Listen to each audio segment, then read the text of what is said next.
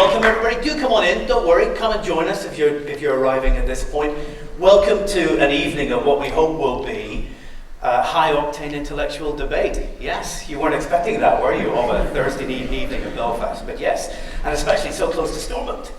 How unusual is that? But we'll make an effort. And over the last 15 years or so, there has been a development of debates like this, big public debates all around the world, where people have been exploring the place of religion within society, the philosophical idea of God, the idea of God itself, and belief in God, and the rationality of belief in God, and whether religion is a positive feature of our world and of our society, or whether our world and our society would be a better place without it. So if you look back to the rise of the new atheism movement, it's 15 years ago now, isn't it, with Richard Dawkins, people like the biologist Richard Dawkins, or scientists like Sam Harris, or philosophers like Daniel Dennett and A.C. Grayling, and many, many others, they have promoted a conversation around the world about those issues.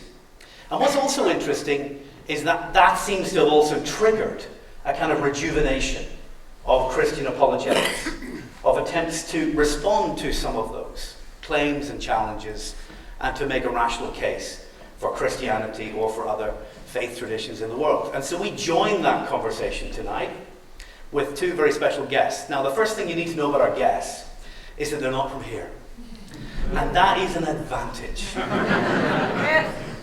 Because we know in this society that we need to resource ourselves intellectually with as many people from somewhere else as we can possibly. You all agree with that, yeah? So although our debate tonight asks whether Christianity is holding Northern Ireland back, we want you to engage with the Northern Ireland part of that question just as much as we've asked our guests to engage with it tonight.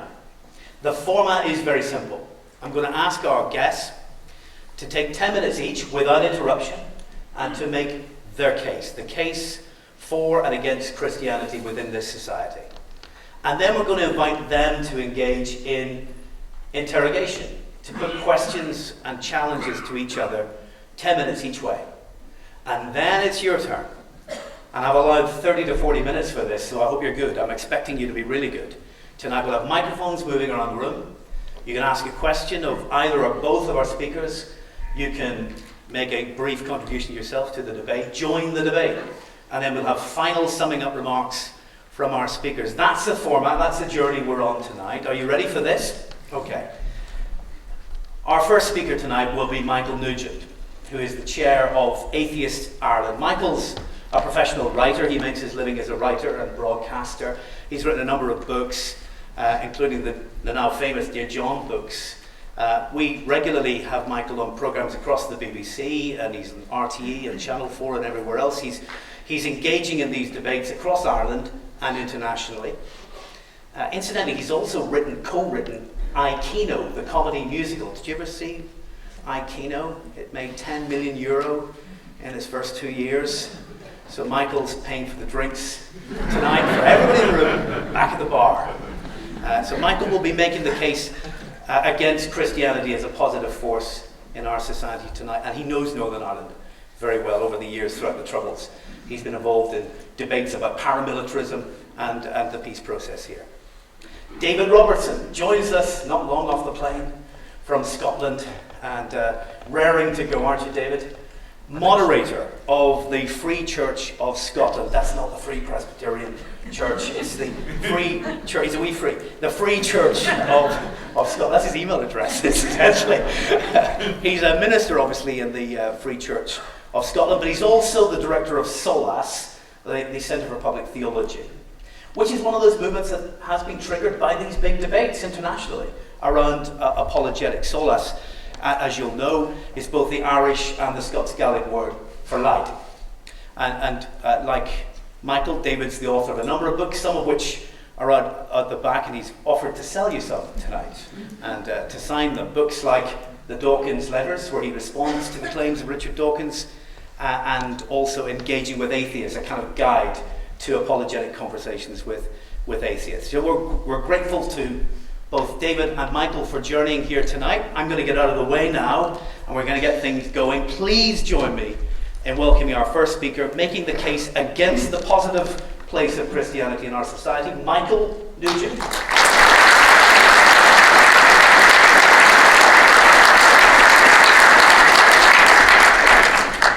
Well, thank you for inviting me here tonight, and I hope we'll have a combination of a robust debate about our different ideas combined with respect for each other as individuals. I think that's the balance that we have to reach in these types of discussions. I think that it's quite clear. Let me just interrupt, Michael. Your mic is not working.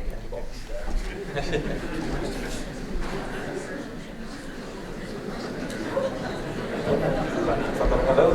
Hey! Okay. Thank you. Ladies and gentlemen, Michael Nugent.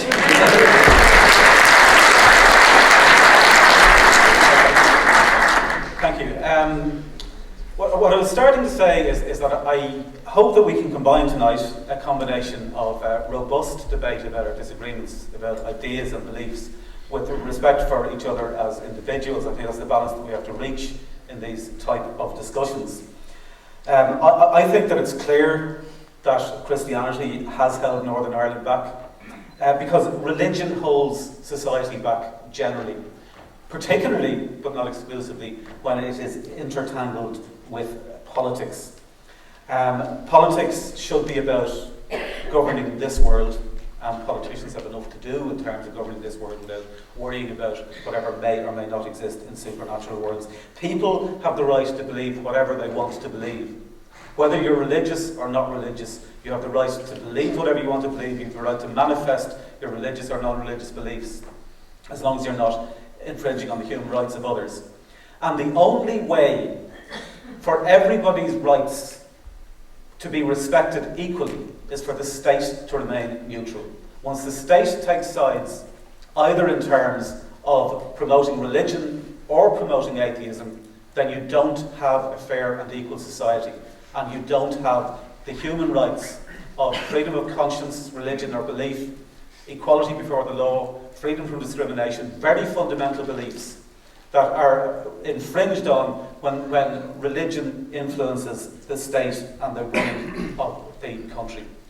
We've had effectively on the island of Ireland since partition 2 sectarian states. We've had a sectarian Protestant state in Northern Ireland and a sectarian Catholic state in the Republic of Ireland. And while the Catholic minority in Northern Ireland was large enough to ensure that Northern Ireland would remain a contested religious political space, the Protestant minority in the Republic of Ireland was so small that most of them ended up either emigrating or keeping their heads down. I've particular experience of that because my late wife was an Anglo-Irish Protestant from Limerick.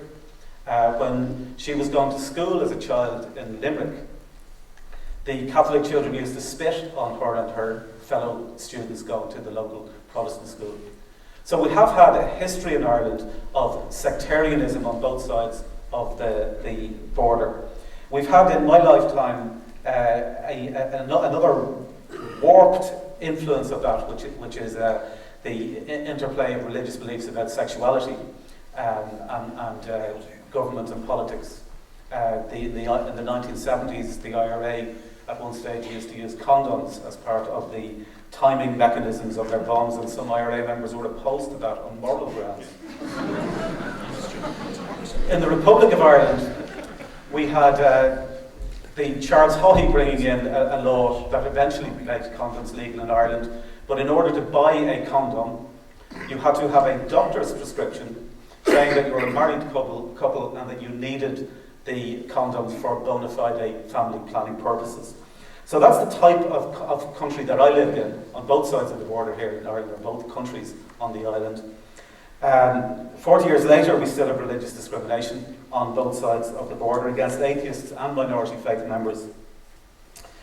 We have religious oaths for public office. We have religious control of schools and of state-funded schools, indeed. We have sectarianism effectively institutionalised in the Good Friday Agreement. or the Belfast Agreement. I think that that's a necessary halfway step, and we'll have to reach a stage where Northern Ireland has normal politics in the same way as other countries in the democratic world. We have lobbyists like the Iona Institute in the Republic and the Caleb Foundation up here, whose Wallace Thompson says that ideally all legislation should reflect biblical morality. I'm going to talk in a few minutes about biblical morality and the idea that all legislation should reflect that is abhorrent to democracy.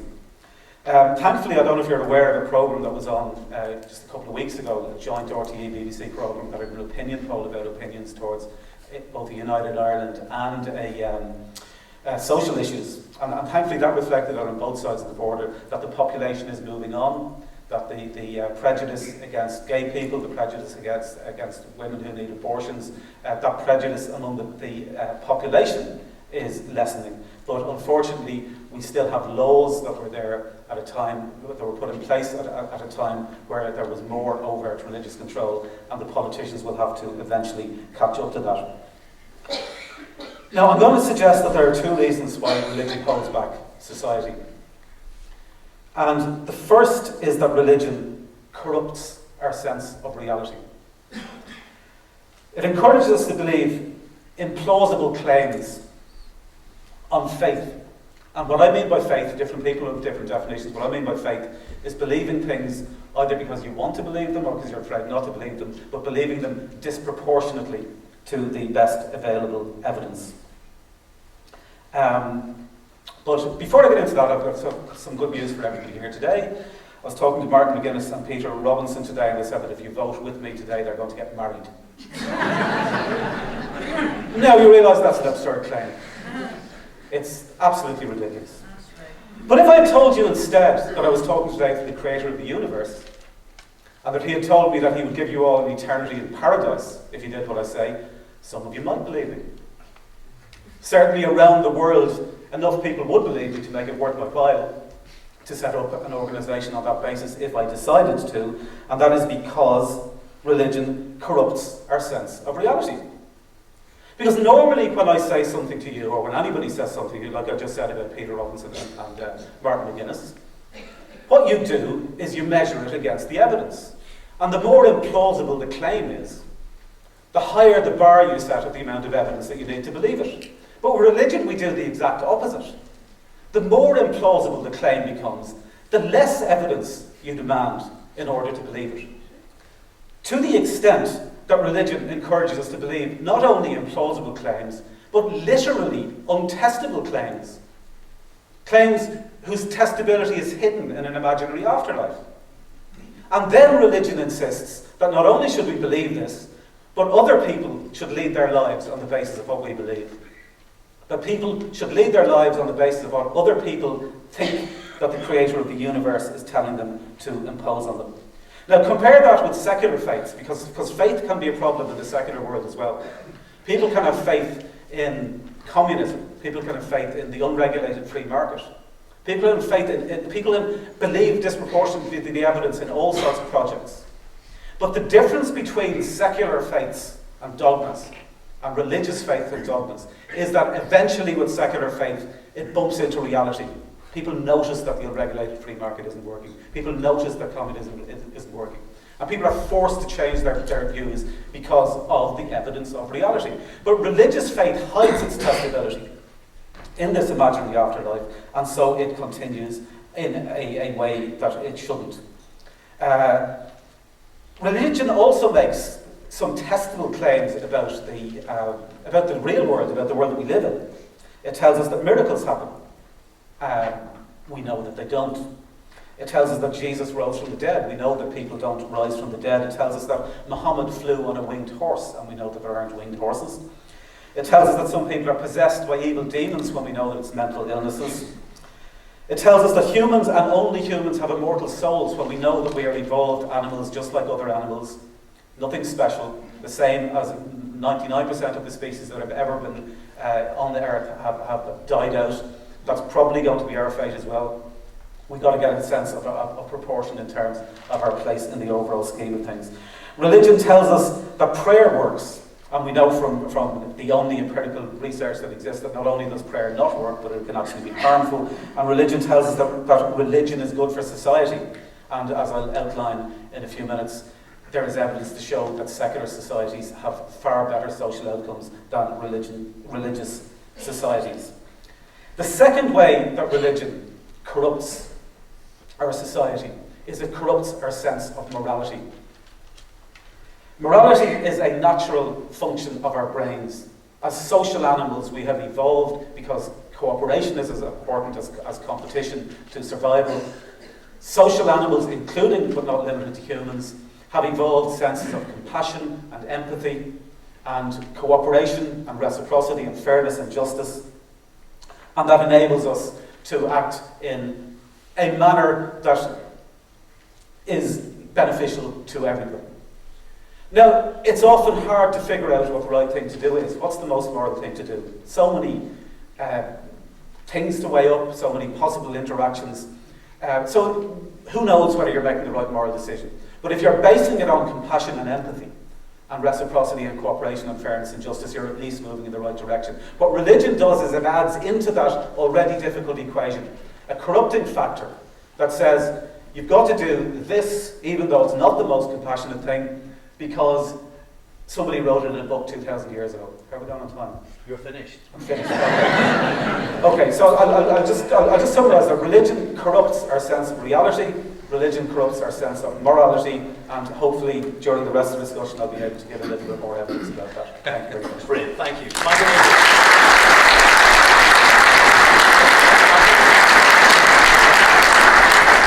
And making the case for the positive presence of Christianity in our society, please welcome David Robertson.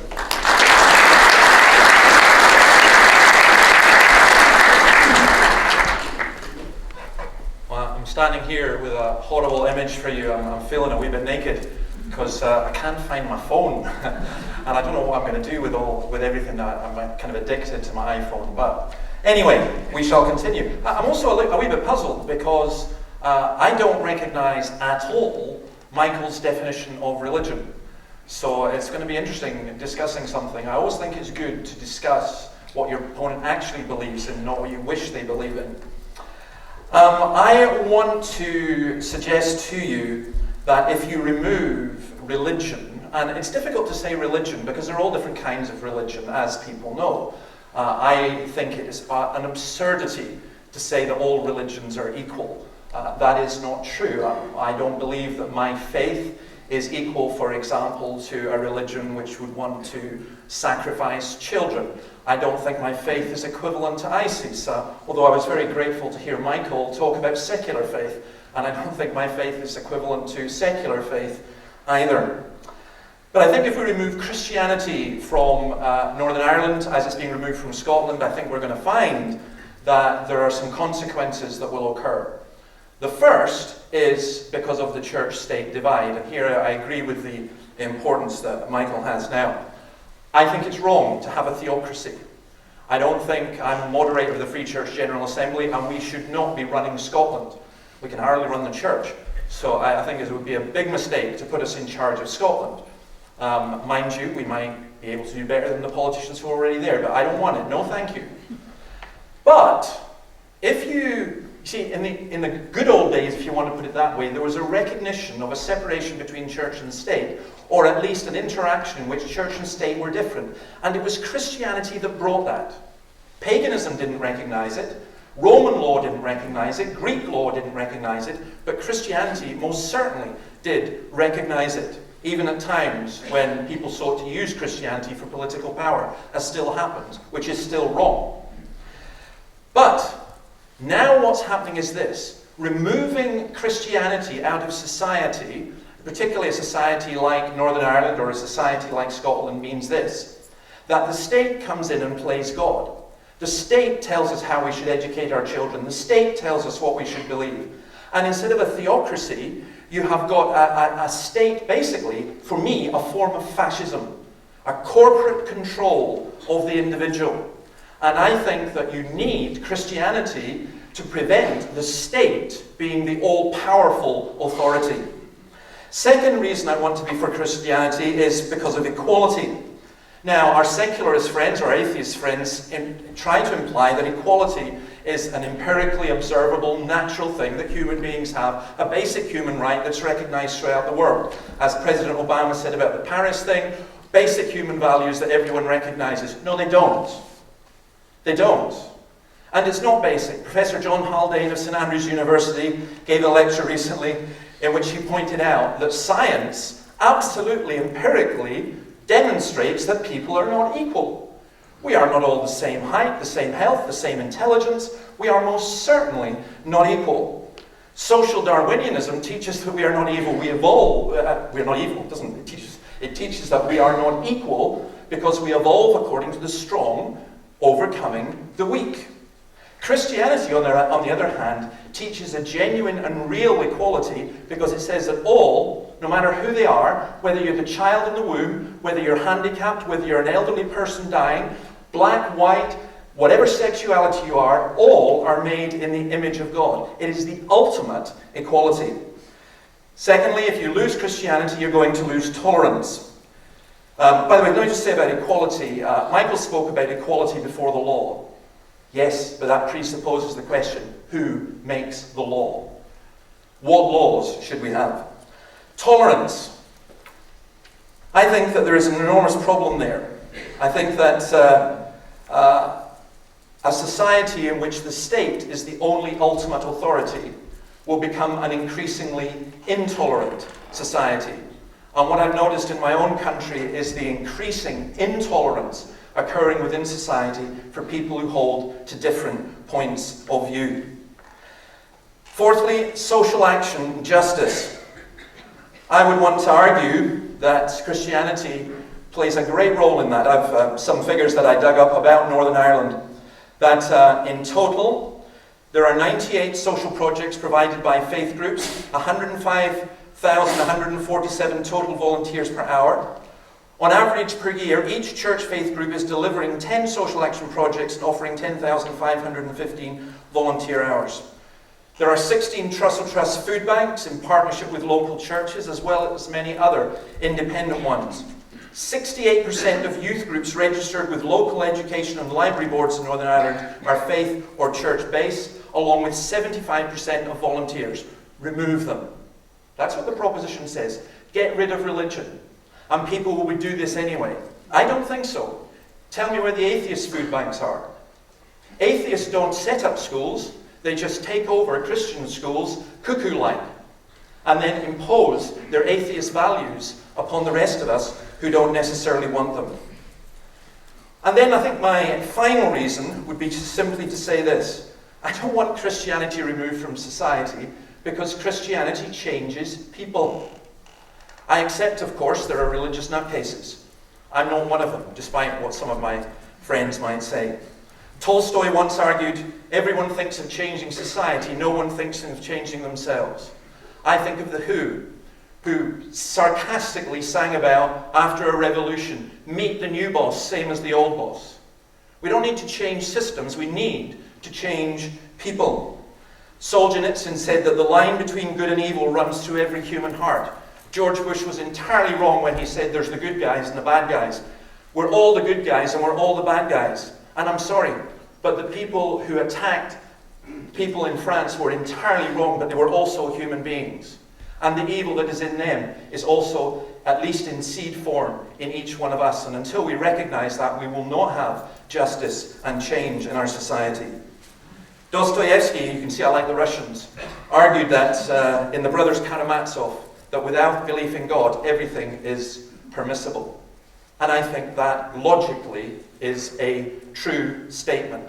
It is for me the most frightening thing that fundamentalist atheists presuppose that their views are the natural ones that all sane and intelligent human beings will have. I don't want to live in a society like that. I want to live in a society where people are free to question. I want to live in a society where I am free to bring up my children in the Christian faith and not to patronizingly be told you believe whatever you want as long as you don't put it into action. That's one of the most totalitarian and Orwellian ways of behaving. If you remove religion from modern society, from contemporary society. Let me tell you this, I wouldn't want to live in the hell that would exist with the eradication of religion. There are people throughout the 20th century who've tried to remove religion. Now, there's a qualifier to all of this before I run out of my time, and it's simply this. I am not saying that all religion is good, nor am I saying that all Christians are good. But what I'm saying is this, that in a pluralistic, tolerant society, it is absolutely illogical to claim to be for tolerance and at the same time to ask for the eradication or removal of religion from society. I'll rest my case there just now. Thank you.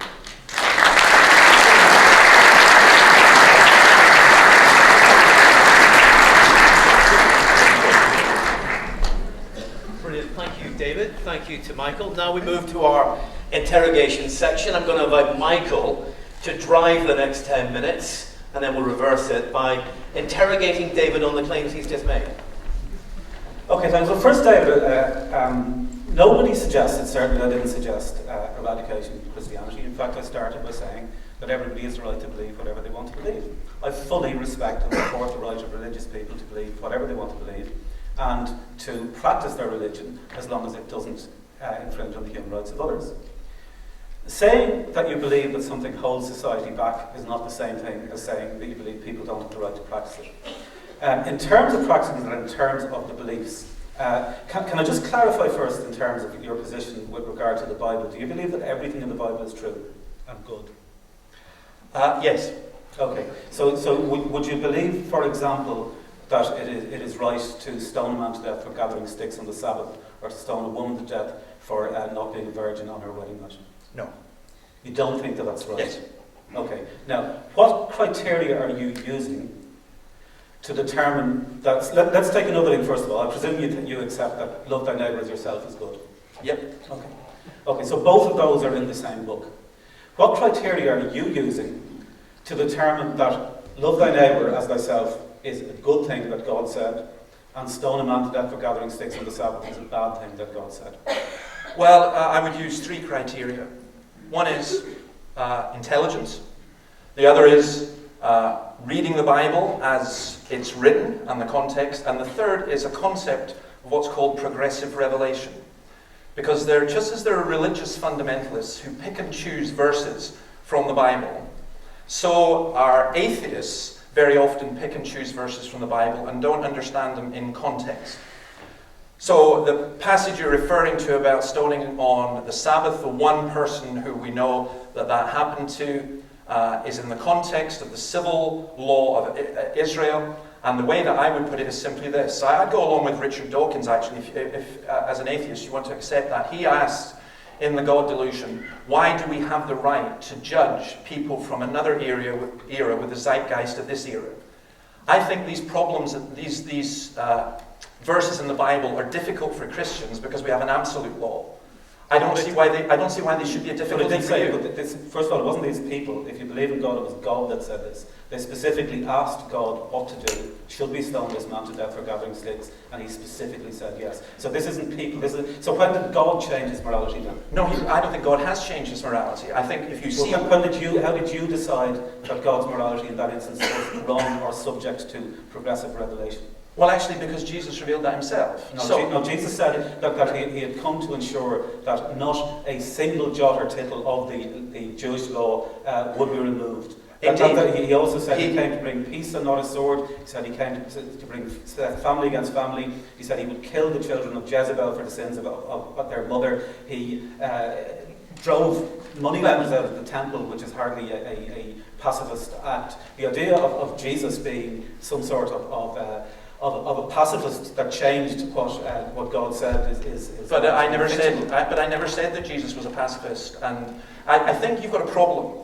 Because what you keep trying to argue against is a very simplistic view of Christianity and religion. And I suspect, Michael, you have a wee tendency to kind of set things up so that you can mock them. No, I'm not. I'll take it very seriously. If you really, really wanted to know what the answer to that question is, then one of the things that you would look at, and believe you me, as a Christian, I struggle with it. I mean, I find it difficult to see how you can struggle with it because it's from a zeitgeist of many years ago. I think what you're trying to do is set up this straw man thing so that you're mocking God is changing. I never argued that Jesus was a pacifist. I think Jesus driving the money changers out of the temple, amen to that, and may he continue to do so. And I wish there were more people, more Christians who would behave like Jesus in that respect. But what I do know in terms of the progressive revelations, you get things like Jesus saying, you have heard it said that, but I say unto you.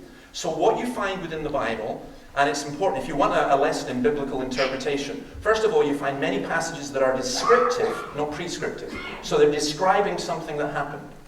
Secondly, you're finding that there is a progressive revelation moving on. So that in the context of that time, the man was stoned not for collecting sticks on a Sunday. And if you go out and, I don't know, collect peat in Ireland, we could give another example. What I'm actually getting at this, and which is why I asked you how you determined it at the start, is not the specific acts. What I'm coming around to suggesting is that however you reconcile those parts of the Bible that you have to do something with in order to find them good, and those parts which you can automatically say, yes, that's good, love thy neighbour as yourself, that's automatically good. It shows that you, or whoever else thinks they're getting progressive revelation, that you are applying your own morality to the book. You're not getting your morality from the book, because if you were getting your morality from the book, you would automatically go, yes, that is right, we should stone this person to death because God said so. So however you reconcile it, whether it's that was for one pair of people at one time, or whether it's an interpretation, or whether it's a metaphor, you are applying natural human morality to what you're reading. You're not getting your morality from the book. No, again, two mistakes. You see, this is where it's very helpful for us to dialogue, because if you keep arguing against the position that Christians don't hold, you're just going to keep appealing to atheists and not directing to Christians. Christians do not believe that you get your morality from the Bible. The Bible is not a book of morals that is given to us. Christians believe that all human beings are moral because they're made in the image of God. Well, not because, let me finish. Let me finish. Yeah, let me finish. Well, there are Christians who are stupid, so let's leave aside that just now. And there are also Christians who don't understand the Bible, and there are Christians who don't read the Bible, and there are Christians who believe what some dumb preachers tell them. I'm not defending that. So Christians who get their morality from the Bible are stupid? No, I didn't say that. No, you did. No. You see, this is the little. No. This is the little trick that atheists play, and you have to be honest. I didn't say that Christians who get their morality from the Bible are stupid. I said that Christians who think that morality comes from the Bible, it's stupid. No, I said some Christians do get their morality from the Bible, and you said, yes, some Christians are stupid. No. Has the clear inference from that? No, you said... Several video cameras. No.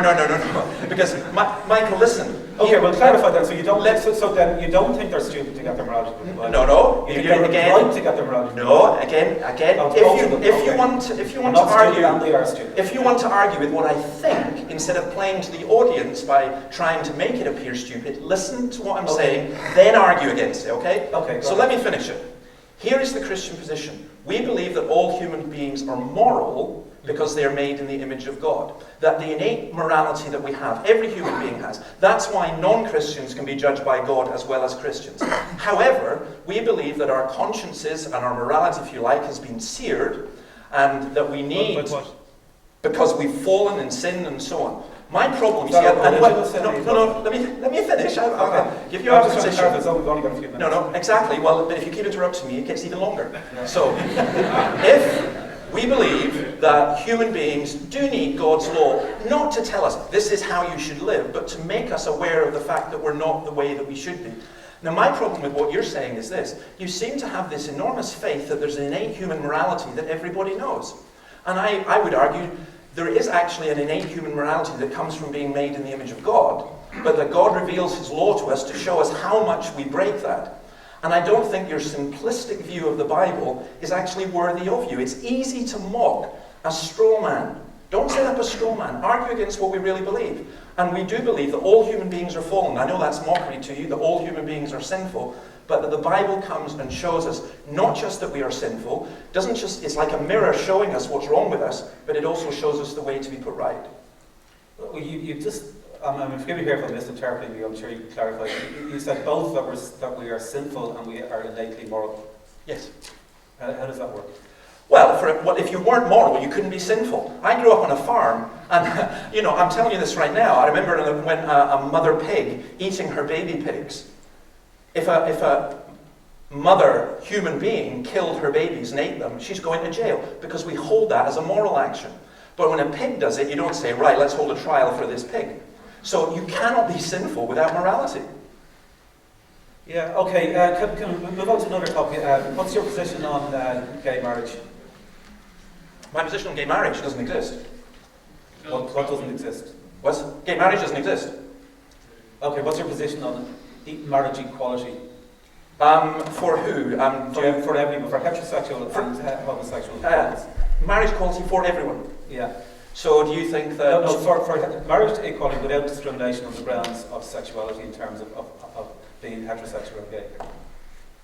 Okay, that's a very different question, because when you're saying marriage equality, I'm thinking of friends who would argue that they are naturally polygamous, and therefore shouldn't they be allowed to marry as many people as they want? No, that's not what I'm saying. I think you understand what I'm saying, because it's I understand what you're saying, because it's I understand what you're saying, because it's the way that people play with words. Because initially in Scotland, for example, when we were having a referendum or opinion polls, because we're governed by opinion polls now, on same-sex marriage, when people were asked about same-sex marriage, the majority of people said no, but when they started calling it equal marriage, well, equality is a good thing, we've got to go for it.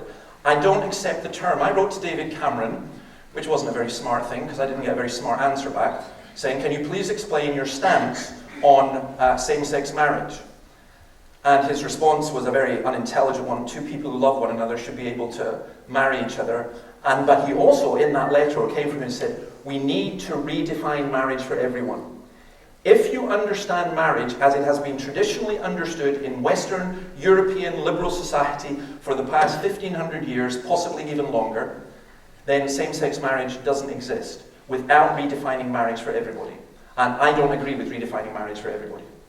Okay, well first of all, that isn't how marriage has evolved over the centuries in many ways. It was originally just alliances between families. It wasn't individuals who loved each other, it was alliances between families.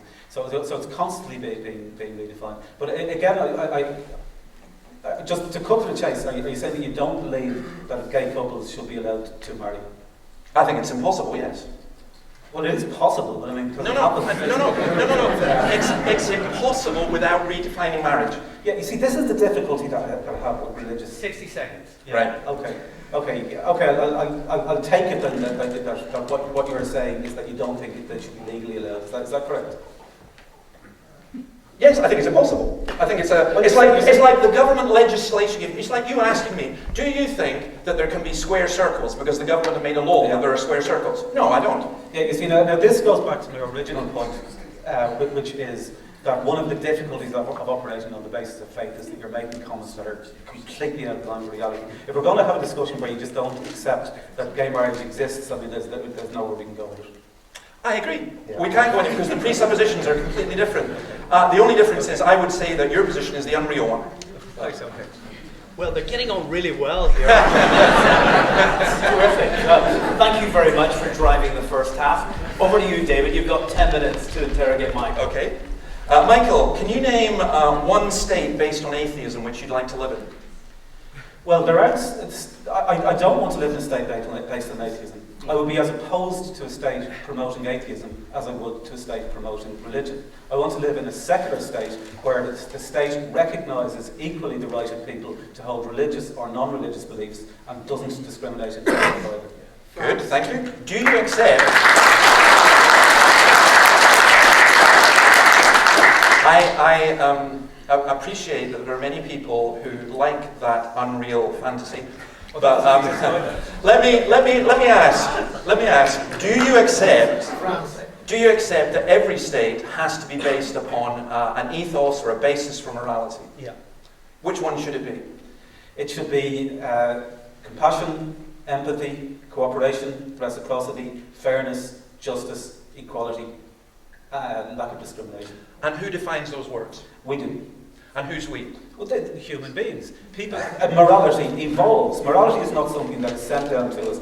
Not only humans, but also non-human animals have these attributes. Because one of the things that you said earlier that is wrong is you said that Darwinianism is about the strong thriving over the weak. That's not what Darwinianism is. The word fit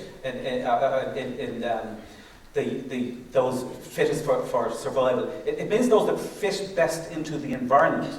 And with regards to a lot of species, including humans, you fit best into the environment by cooperating with each other in the way that, to use an obvious example, species or those members of the species who had the attribute of looking after their offspring in a loving way were more likely to survive and reproduce than those that didn't. So we evolve into a case where one of our underpinnings of morality is love of parents for children. But it's nothing to do with the strong overcoming the weak. I mean, that's part of it. But it's also cooperation, empathy, reciprocity. Whoa. First of all, that wasn't the question I was asking. Secondly, you came out with two statements there. It's nothing to do with the strong overlooking the weak. Yeah, okay. That's part of it. Yeah. Those are two contradictory statements. They are indeed, yes. It's not solely to do with competition. Not solely. Competition and cooperation are both important to... Good. I'm not disagreeing with that, and that wasn't where we were going. What you've done is you put back the answer because you've used words that people go, oh yes, equality, justice, compassion. And I've asked who defines that, and you said human beings. Yes. Which human beings? Because what if human beings disagree about what those mean? Well, what happens is either, as in the Crusades and Inquisitions or parts of Islam today, they kill each other because they disagree with each other. Or alternatively, we try to refine our sense of how we deal with these things by discussion and by democracy. And there are two things that are equally important to the outcomes. There was something I was going to mention earlier, which I think is relevant to just mention briefly here. Briefly, yeah. That there are a lot of studies that show that atheists and secularists are less prejudiced, less anti-Semitic, less racist, less dogmatic, less ethnocentric, less closed-minded, less authoritarian than are religious people. There are studies that show that during the Holocaust, that the more secular a person was, the more likely they were to have Jews escape from the Nazis. There are studies that show that atheists are less likely to commit murders, less likely to be represented in jails. There are a range of studies that show that in terms of morality and in terms of the outcomes that you would like to see from morality, including also things like teenage pregnancies, abortions, etc., that secular states have far better outcomes than religious states. And if you take the United States of America, the secular states within that have far better outcomes than the Bible states. That's interesting, because again you place great faith in studies. I would show you lots of studies the other way. For example, I mean, you broke Godwin's law because you mentioned the Holocaust. So let me point out that a survey was done of Luftwaffe pilots who were captured in England, and when they were asked what their religion was, 40% of them said that they were atheist, 40% of them said Hitler, and 20% said either Catholic or Protestant. Studies can prove anything, and people on the internet are very self-selective about studies. Yeah, I'm sorry, I'm a realist. I don't live in this fantasy world where I pluck out Wikipedia or anything else, just the things that suit me. I like to deal with actual facts. And it's interesting because, let me tell you a wee story about how, I remember I wrote an article for Kaleidoscope, which is a gay online magazine in Scotland, and I wrote an article stating what my position was, and there was a bit of an argument and discussion and so on. And one man actually wrote me and said, David, I actually appreciate your position, and I wouldn't mind living in a country which was based on Christian principles and the way that you elaborate, even though I'm a gay man and so on, and I disagree with what you're fundamentally saying. But he also said this, he said, I think we're really talking about how we'd all like to live in countries like, and he's listed off 10 countries, Norway, Denmark, the United Kingdom, the United States, the Netherlands, and so on. You know what the interesting thing was? And I wrote back to him and I said this, all of these countries are countries which arose out of Protestantism and all had established Christian faith. Now, what I find interesting is, you have said that you can't name one atheist state or state based upon atheist principles. No, I didn't. No, you said what? State based on atheist principles would I like to live in? Yes, and I said I don't want to live in an atheist exactly. state. I can certainly name atheist states that are intolerable and that infringe on human rights in the same way as religious states did. I am as opposed to states that are based on atheism as I am to states that are based on religion. Could you tell me of any state that exists at the moment that is not based on atheism or religion that you'd like to live in? Well, the states that you've identified are pretty close to, which are the Scandinavian states, some parts of the United States. But they are secular states, they're not atheist states. Yes, they're neutral between, and I accept, by the way, your point that they initially came through Protestant societies, and that you don't tend to get secular states evolving from Catholic societies. I do accept that. But what I think you should look at in the wider context is there's a site called the World Values Survey, which is put together by a team of interdisciplinary social scientists around the world, which is as far as you will get from choosing Wikipedia as a source. And what they are finding in terms of their examination of human values around the world is that as individual people move from survival values towards self-expression values, that triggers societies to move away from traditional religious values and towards secular rational values. And the triggers for it are things like investment in health, education, communications technology, and democracy. And so when you have those things in place... You're not getting to speech again. No, that's the old urbanization leads to secularization theory, and it's been debunked numerous times. So we could argue these figures back and forward, but I want to come to another question. Give me something that debunks it. What's that? Debunks. Well, for a start, the United States of America. Go ahead. And for another start... how does that debunk it? You just mentioned the country. How does that debunk it? Well, it debunks the idea that the more industrialized, the more advanced you become, I'm assuming you accept it's an advanced society, it's also a very religious society. Yeah, no, it's not. No, it is a religious society in the parts that aren't urbanized. The Bible Belt parts of America are the ones that are like the countries that haven't been urbanized. And when you get to the parts of America that are urbanized, they are more secular. I see the old prejudice about the old facts. Yeah.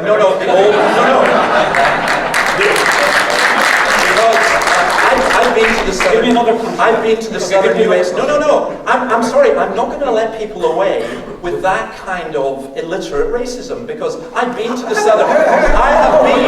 Let me finish.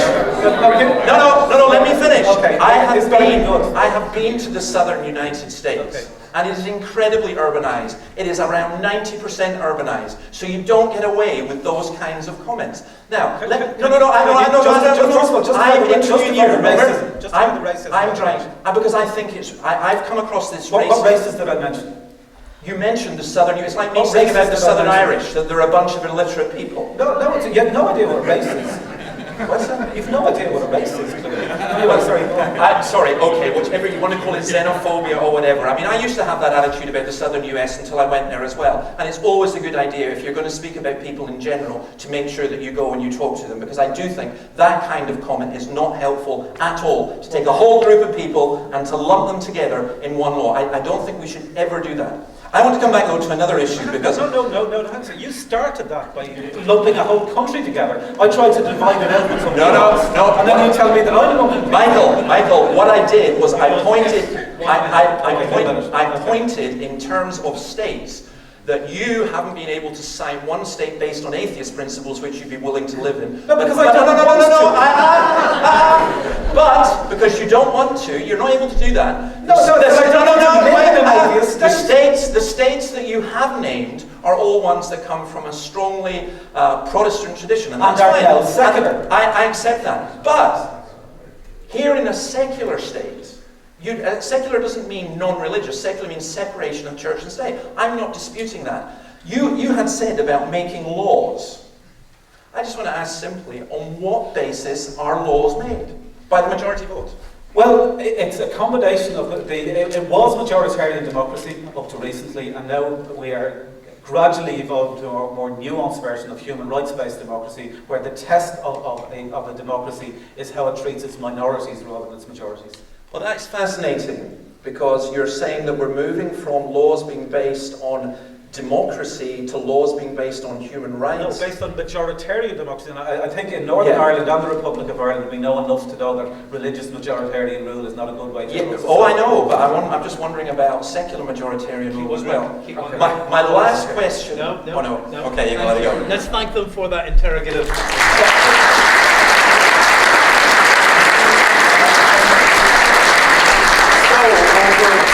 We're going to get some microphones. We're moving some microphones around the room. We've got two, one for either side of the room. Incidentally, this is not a scientifically selected audience, but we gave out 150 tickets or so, didn't we, to local churches, 150 tickets out to humanist and atheist groups, and 150 tickets to... Who took them? I don't know. But you're welcome as well, whoever you are. So we've got two microphones. First gentleman here had his hand up. I'll go there first. I am going to try and do that. So anybody over here, particularly if you're a woman, I'm going to go to you next because I like to be gender balanced. Go ahead. Okay. David, a couple of strands to this question. You believe that Leviticus is the word of God. Okay. Now, whenever you talk about stoning, you refer to the civil code, basically the civil law of Israel. But wouldn't you agree that Leviticus is the legal code in the Old Testament? I would agree that Leviticus is part of the legal code. It's split into three parts. It's split into the ceremonial, the civil, and the moral. Okay, Leviticus 22:21, that allows you to stone people for promiscuity. 2010, that allows you to stone people for adultery. 2013, you can stone homosexuals.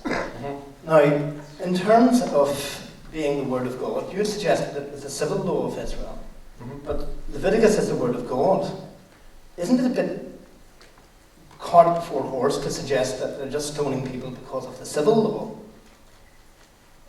No, I don't think so. I'm sorry. You see, the interesting thing about that is, as I say, for a Christian, for me, that is a problem. But for somebody who accepts either majoritarian democracy or it's the culture of the time or the principles of the time, then you've got no reason to criticize it. I actually think that what's happening there was that God, if you like, I mean, I think what most atheists do is they tend to say, why didn't God intervene and make all human beings immediately nice? No, but most atheists say God Can I didn't just follow on with exist. the Can we second not question? generalise No, most sorry. atheists? Can we not lump all atheists Michael, together? quick response to that. Yeah, I was just saying, what most atheists say, is not why didn't God do this or whatever. What most atheists say is God doesn't exist. Yes. And I agree that is perfectly correct, and therefore it becomes pointless talking about whether God did or didn't say that. David, there seems to be an argument that's recurring here, that if you don't have a holy text, you don't have a morality. I seem to be getting that argument from you. Is that what you're arguing? No, you're not getting it from me. I said precisely the opposite. What I said was all human beings are moral, which is why whether people believe in God or not, when you stand before him on the day of judgment, you'll be judged according to what you know and judged according to the morality you have within you. So I am not saying that human beings are moral because they read a religious text. I'm saying they're moral because they're made in the image of God. So you accept, because you did quote Dostoevsky earlier saying, you know, if there is no God, everything is permissible, which does seem to suggest there's no moral filter. No, you quoted that. Yes. Do you accept that atheists like Michael or humanists like Michael can have moral principles, can have rational moral systems, and can make moral choices in the world which they can justify? Yes, because thankfully they're illogical. And I did not say, they don't live consistent with their creed. I did not say, by the way, Dostoevsky doesn't say where there is no Bible, you can do what you like. He says when there's no belief in God, you can do what you like. Could I suggest there, sorry, Let me go to another question. Yeah. Well, now you said that man is made in the image of God. Yes. So do you also accept that man has evolved over millions of years from other animals? Not over millions of years, but yes, that's a possibility that man has evolved from other animals, yes. Well, at what point then does he made in the image of God? It says in the Bible that God breathed his spirit into him, because I do believe there is a fundamental difference between human beings and other animals. Well, at what point did it happen was it in Homo sapiens, or was it Homo erectus, or was it other forms forms of human beings which existed. Well, you see, the interesting thing is, I don't have the omniscient knowledge that many of my atheist friends have. So the answer to that is, I don't know. All right. I don't know. And there's a jibe thrown there about not studying science. Actually, that's also not true. And in my congregation just now, there are many, many scientists and postdoc scientists, and they argue about there are some things in science that are virtually absolutely certain. Nothing, because a true scientist would say nothing is absolutely certain. Even Richard Dawkins says that in 200 years' time we could find out the theory of evolution was false. Okay, just a minute. One more. You got more? Okay. Yeah. One last bite. Go ahead. One last one. You were saying that American society is based on Protestant principles, but the Declaration of Independence is based on principles of the French Revolution, and I don't think too many of them were Protestants. Actually, to answer that, it does really help if you know your history. The Declaration of Independence was largely written by a Scottish Presbyterian minister, and I kind of hope that he was a Christian.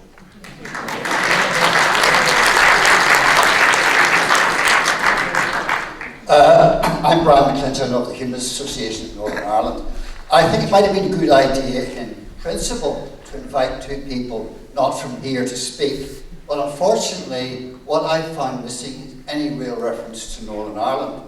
I'd like to give David a quote from Lecky in the 19th century. He said, the Irish historian, if the characteristic mark of a healthy Christianity is to unite people by a bond of fraternity and love, then there is no country where Christianity has more completely failed than Ireland. And I would suggest if we apply that to Northern Ireland, David, there are at least 4 ways in which Christianity has failed here. It has failed in, it has not created or has prevented the development of a liberal, tolerant, inclusive, united, and could add a 5th one, peaceful society. And if you take liberal and tolerant, I would suggest to you, if you look at many of the measures that the hallmark of a liberal and tolerant society, you'll think of things like, as Michael mentioned, same-sex marriage, abortion, assisted dying, integrated education, expansion of the RE syllabus, so that it's not just purely about religion, legalising humanist celibates. All those things do not exist here, and the main reason they do not exist here is because of the opposition of organised Christianity. Okay, and thank if you. you look at our troubles, we got you'll it. see again. We got your question, Brian. Thank you. I mean, I can't. I do think questions should be questions and not speeches, but when you began your question, well, to be fair, hang on a minute. To be fair, I did say you can make a contribution from the floor. but it's let's be polite. I am being polite. I'm being polite. That was the first of 4 points. Hang on. Just park that point. Let me answer. To make a contribution. Let me answer the question. To respond to the contribution. And I'm responding. Go for it. I'm responding to the contribution. I actually was going to agree with you if you'd stopped after the first half of what you'd said, because I do think that Christianity has failed in Northern Ireland. I agree with that. However, do you think it's holding Northern Ireland back? No, I don't. But I think. How does that work? That it's failed. How does that work? Well, can I answer his question? But let me tell you why I don't think it's holding Northern Ireland back. Okay. Because I think Christianity has failed in Northern Ireland because I actually think that those of us who are Christians have failed. And I think that we need more Christianity, not less. And one of the reasons that we need more Christianity and not less is the second part of Brian's comment. Because it is, to me, appalling that anyone can suggest that a mark of a progressive society is that you want to kill the child in the womb. I don't find that progressive at all.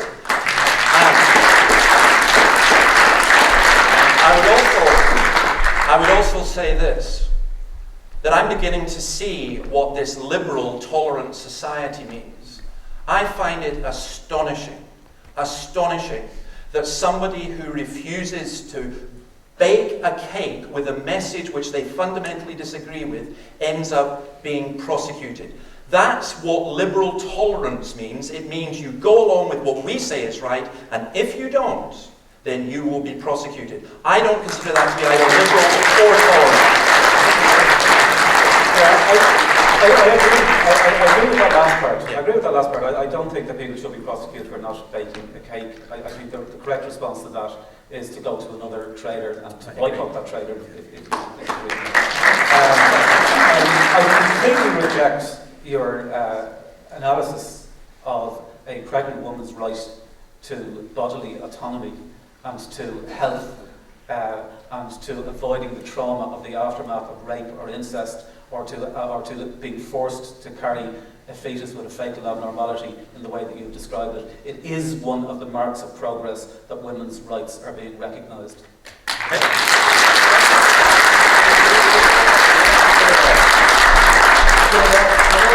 side of the room's very quiet. You got to wake up, guys. Over there. Let's wait until the mic's in front of you. You got it now. There it is. Yeah. Yeah, you said you wouldn't like to live in a religious society that sacrificed children. Yeah. Well, if you look at the story of Noah's Ark, where God drowned everybody on the earth except one family, including all the young children, I think that answers that. On the question too of Noah's Ark, I mean, God gave Noah 7 days to fill up the ark. In that time, he had to go to Australia to pick up a couple of kangaroos. He had to go to North America to pick up a couple of polar bears. He had to go to South America to pick up a couple of penguins. And he had to do this all, and then 250,000 species of beetles, and all the food and whatnot. So he had to do that. So I'd like to know how he did it. The last thing on Noah's Ark is the ark. According to the Bible, the ark is 140 metres long by 23 metres wide by 40 metres high. And you had to get every animal, 2 of every animal in the world into that ark. The size of that ark is given in cuboids in the Bible, but that's the actual size of it. We got it. Sorry. Can I? Let me answer that. You know, honestly, I think you need to go to an Answers in Genesis meeting because you and they would get on very well. I'm not here to be ridiculed by somebody who thinks that they're asking really intelligent points by suggesting that Noah, for example, he wasn't asked to build the ark in 7 days, by the way. You do need to get your facts right, and you do, if you're going to make, no. You see, one of the things I find that's quite disturbing is the way that people who haven't studied the Bible come up with stuff that they just pick up and then have a go at this. I want to deal with more serious issues than talking about picking up kangaroos in Australia, if you don't mind. If that's an issue, if that's a real issue for you and it really bothers you and it's stopping you becoming a Christian and you're lying awake at night dreaming about penguins and kangaroos, then can I suggest that what you do is find yourself somebody who's interested, because I'm not. Now,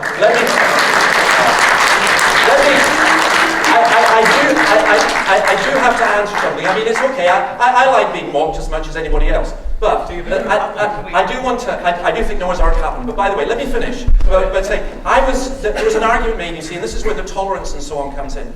In terms of abortion, and I do feel this particularly strongly, the whole question of abortion is not just, we don't just rant at one another about this is a woman's rights and so on. I actually had to do a whole load of research on this, and I found that in Scotland, out of 21,429 abortions in 2012, 129 were for reasons that you described. It's the rest that I'm bothered about just now, and not only this whole question is entirely determined by whether there are 2 bodies involved instead of 1. And I don't think that I should be ordered to accept that there's only 1, when actually scientifically tells us that there are 2 bodies. Do you support abortion in those cases? Do you support abortion in those cases that you've outlined? I would personally, I actually think the abortion law here is wrong. I would personally support abortion if the life of the mother was in danger or the baby was not able to be born. What about rape or incest? Well, because I have met people who are children, who become adults, products of rape. Well, the answer is no. For the same, and again, the answer is no, for the same reason. So you think that a woman who's been raped or who's a victim of incest should be forced to continue a pregnancy that she doesn't want to continue with? No, let me finish. If there are 2 bodies involved... Oh, that's your reasoning for it. No. Do you think she should be No, forced? you see, that's like, I'm sorry, Michael, you know those kinds of questions. You know that when did you stop beating your wife type question.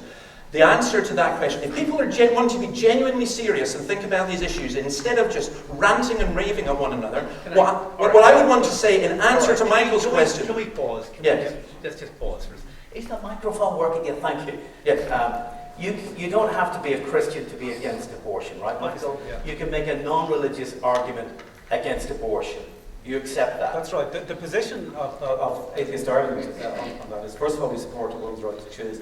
But one of the main things in terms of abortion law in the Republic of Ireland is that it is controlled by an amendment that was put into our constitution explicitly to enshrine Catholic religious belief into the constitution. That's your objection. And that's when that amendment is removed, then the politicians can then legislate for abortion. And then atheists actually and humanists might have different views on abortion. Of course they do. And they do have different views on abortion. Okay. And I actually would agree with you on that. So let's not get too bogged down on abortion, given that Yeah. the focus of the evening is Christianity within our society. Oh, someone on this side. Now, you have had your hand up for a while.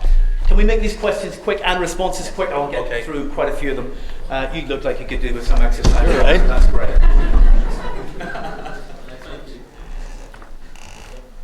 Can you hear me? Oh, yes. Okay, it's weird.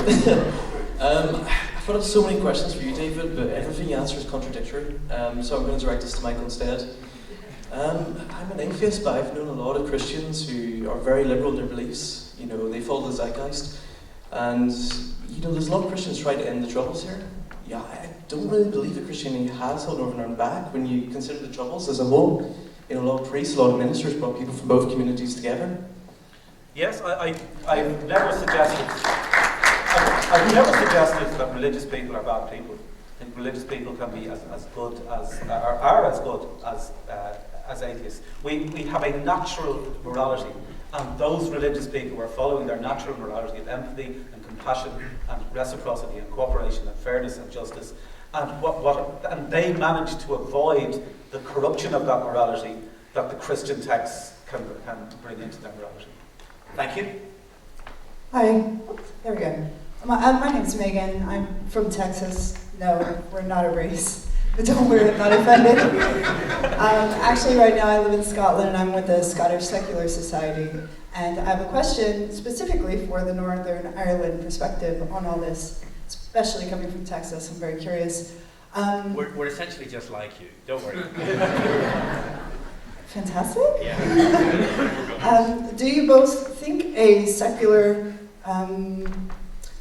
government and society would be beneficial for Northern Ireland, and that's where the government has no play in telling religions what they should do, and the religion has no control in the government? All right, so do you both agree that secularism, not atheism, not Christianity, but secularism, separation of church and state, would be a good thing for this society? You've already made the argument for that, Michael. But one nuance to what Tony said. I don't believe that the government shouldn't be able to tell churches what to do.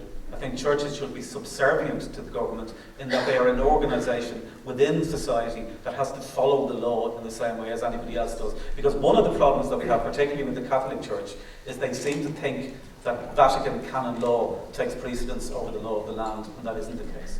So, for example, if churches want in employment law, churches have an exemption in employment law because they want to employ someone whose beliefs are consistent with their own religious beliefs, which means that they could. I think they should have that exemption. Isn't that reasonable? They should have that exemption for roles that are essential to the carrying out of the religion. In other words, if they want to say a priest obviously has to be a Catholic, but it doesn't mean that the gardener of the church has to be a Catholic.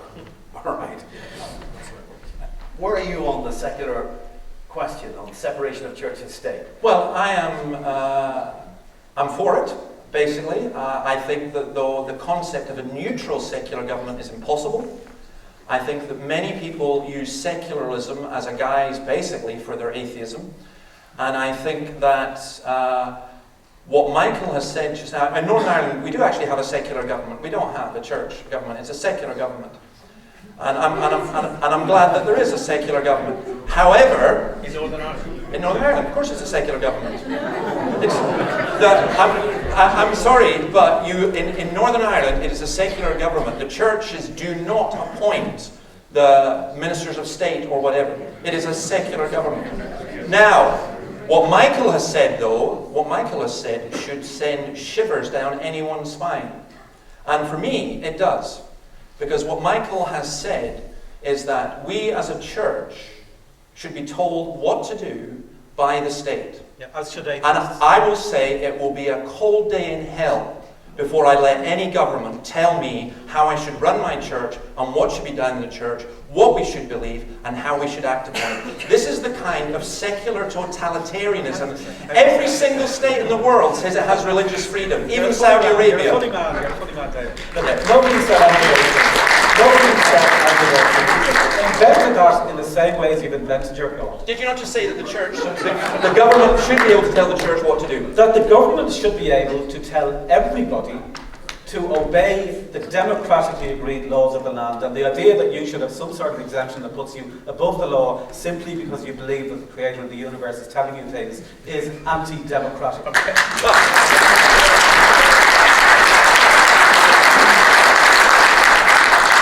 Thank you. Next question. Go ahead. I think we seem to be having a real problem with context and definitions tonight. So what we have is atheists are being put in one big massive group and all being essentially saying that atheists are all the same. We all have the same beliefs. Atheists have the same lack of one belief. That is what atheism is. I don't believe in God. So you can't attack atheists and say that they're all working in the same way together, the same things. Secularism is different. But when it comes to Christianity and the question tonight, is Christianity holding Northern Ireland back? We have to define Christianity because David has just suggested that Michael is attacking a straw man.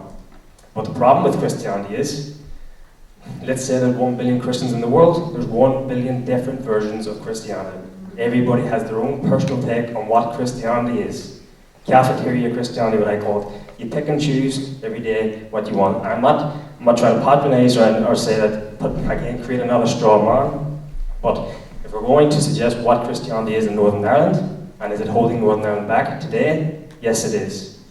Northern Ireland has Christianity in the DUP. The DUP are the most homophobic and bigoted group, and they're the strongest party in Northern Ireland.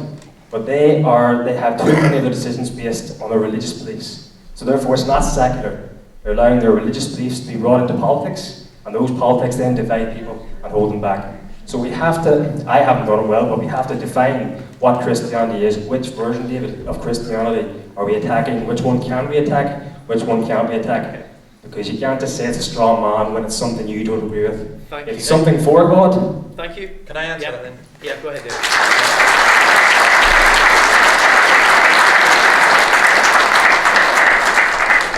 There are two things that make me quite curious in that question. The one is that, the standard one, an atheist is just someone who doesn't believe in God. Atheists don't have the same beliefs. I kind of like that to be true. But every atheist group that I go to and speak to, they all come up with the same stuff. And I'm thinking, is this a remarkable coincidence? That they just all happen to believe and say the same things, even though a definition of atheism is just someone who doesn't believe in God. So I'm curious about that. I'm also curious about the statement which was delivered with such authority that you have 1 billion different Christians and 1 billion different versions of Christianity. It's just empirically not true. It's just absolutely not true. So, for example, I'm sure there are a few Christians here, and I suspect that whilst we might disagree on secondary things, all of us agree on what the basics are.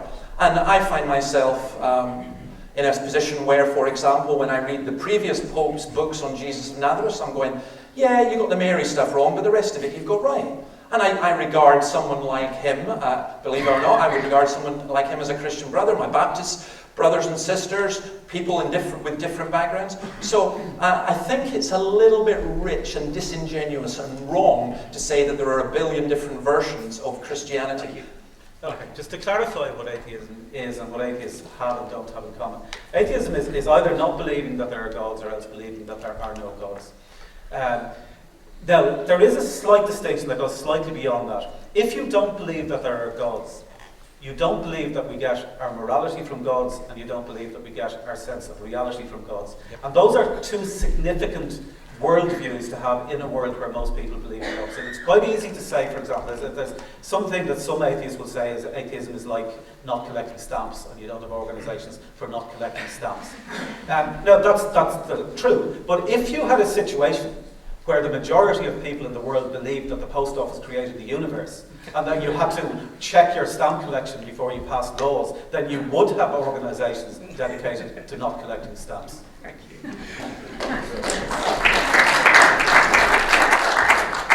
Hi, I'm speaking as a member of the post-Good Friday generation, and we've been talking a lot of evolution of Christian beliefs, and I think as a study of Northern Ireland, they've been less strongly held, they've made more concessions, as seen in gay marriage, which has been voted in, but obviously it was blocked.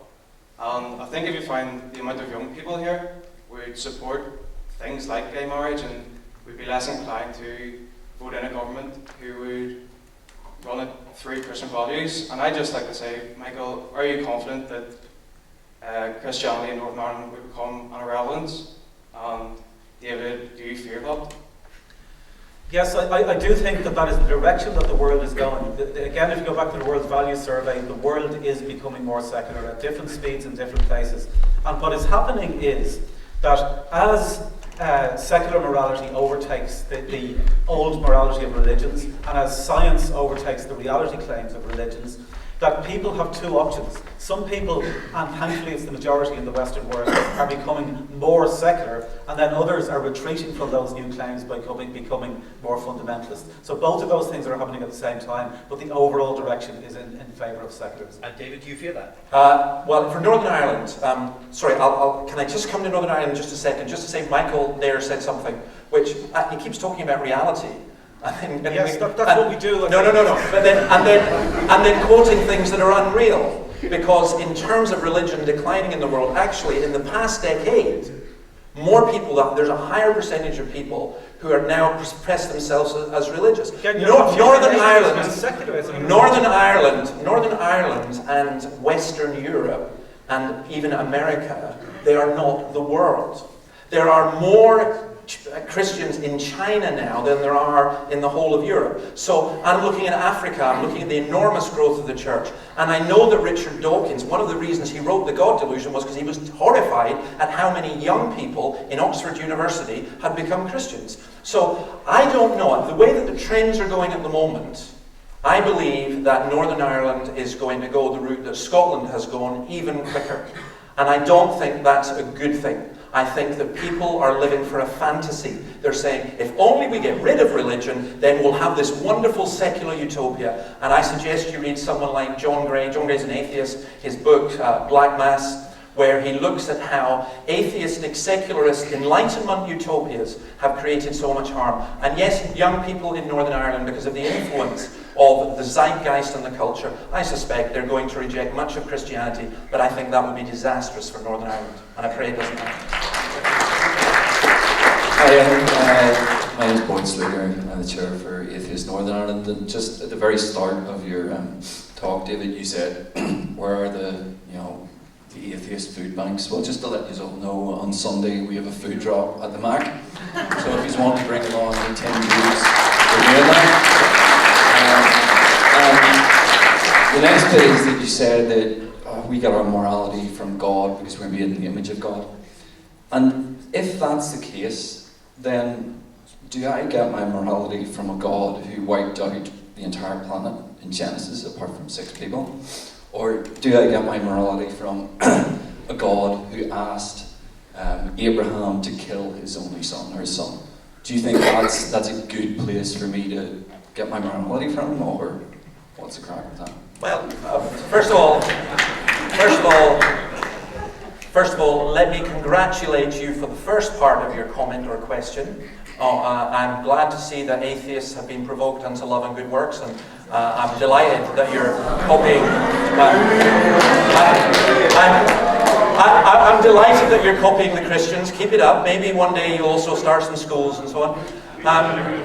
Can I also say that secular education. Yes, atheist education. Can I also say that I'm delighted that there are atheist churches starting up as well, and I'm sorry that there's been a split in the atheist church movement already, but never mind. Your second question, which wasn't really a question, it was more an accusation. The answer would be, if you find out about the God of the Bible and who he really is, and not the caricatured cartoon version that you seem to have fed yourself, then what you will find that he is a God of mercy and of love, and a God of justice, and a God who sent his Son for us, to die for us, even though we as a human race have utterly corrupted and are destroying his planet and destroying one another. Now, it's easy to set up a caricatured version of God and say, I don't believe in that. And I'm saying, if you're serious, and I mean serious about rejecting or accepting God, then find out.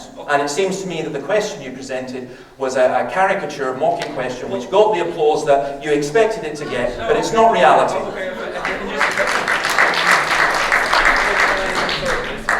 If I could just respond to that, then are these stories not in the Bible? Am I missing out on something? And then, I mean, you know, have I lost out on something there? And you said that God sent his only Son for a human sacrifice.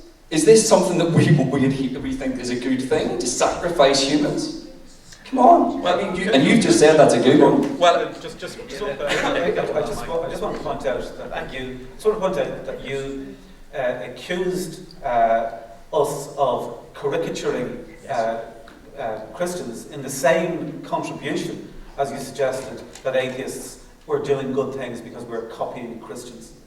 Yes, that was my first remark. I apologise for it. It was a facetious joke, but obviously the atheist sense of irony is like the American one. And that was also a joke. And that was but Americans aren't a race, remember? Now, or at least that's what I was told before, but then you never know with that atheist morality, it keeps changing according to the zeitgeist. Now, no, but let me come back to this comment, because again, you see, you did it again. Because instead of asking a question in order to elicit information, you just made a mocking statement, is it not in the Bible? I'm saying to you that the story is in the Bible, but until you get context and who God is, then you are not going to be able to understand it. And of course, all day, people are going to throw in questions. What about this? What about that? What about that? And to be honest, I'm quite happy answering those questions, except when they're not questions, when they're accusations. I don't believe you were asking a question. Okay. I think you were just making an accusation. Thank you very much. Next question. This is a question, isn't it? It is. Yeah. Do you want to stand up? Hello? There you go. Yeah. There you go. Nice. Good. Hi. Okay, my name's Diana, and I'm a member of the Donald Baptist Church. There's a lot of talk tonight about Christianity, and I think living in Northern Ireland, that term is really muddied. There's a difference between Christianity and religion. So I'd just like to ask both of you what your definition is of Christianity, so we know when we're talking about it what you actually think it means to be a Christian. Good question. All right. Do you want to start first, Michael, or do you want to start? Who's keen to start? Well, he's the expert. Oh, you're David. You're the expert. For me, what is your definition of Christianity? My definition, the essential bits. Yeah, the essential bit. My definition of Christianity is just simply, a Christian for me is someone who follows Jesus Christ. And I think there's a huge amount of cultural Christianity, which, by the way, Northern Ireland suffers from, and which any society will suffer from. I think the biggest disaster that ever happened to the gospel is when Christianity became associated with political power. And I think that's a disaster. And for me, Christianity is about following Jesus Christ and telling the good news of Jesus Christ to people. And to me, that also includes believing his word, because I think we learn about Jesus from the Bible. I think the more you talk, the more you're going to add on to this. Because I assume that you mean, by following Jesus Christ, you believe he's God. Yeah, the Jesus of the Bible. You believe he rose from the dead. Yeah, the Jesus of the Bible, not the Depeche Mode, your own personal Jesus. So just to be clear, because you could be a non-subscribing Presbyterian who doesn't believe that Jesus was God, maybe, and follow Jesus. No, you're not following Jesus. Okay, so there we are. So they're not Christians. So what do you mean by Christian? Somebody who what do I mean by Christian? No. Someone who follows Jesus. It's not enough. And if you're asking me, who is Jesus? Yeah. Well, I tell you what, I belong to an organisation called Solas, and we accept as Christian anyone who can sign up to the Apostles' Creed and actually mean it. Okay, that's a lot of stuff. No, it's not. It's about 10 lines. It's got the Trinity, it's got everything to life and absolutely. You're not a Christian if you don't accept the Trinity. Okay, so the Apostles' Creed is your definition. Michael, what's your understanding of Christian? There was an opinion poll in Ireland during the Eucharistic Congress where Irish Roman Catholics were asked what they believed.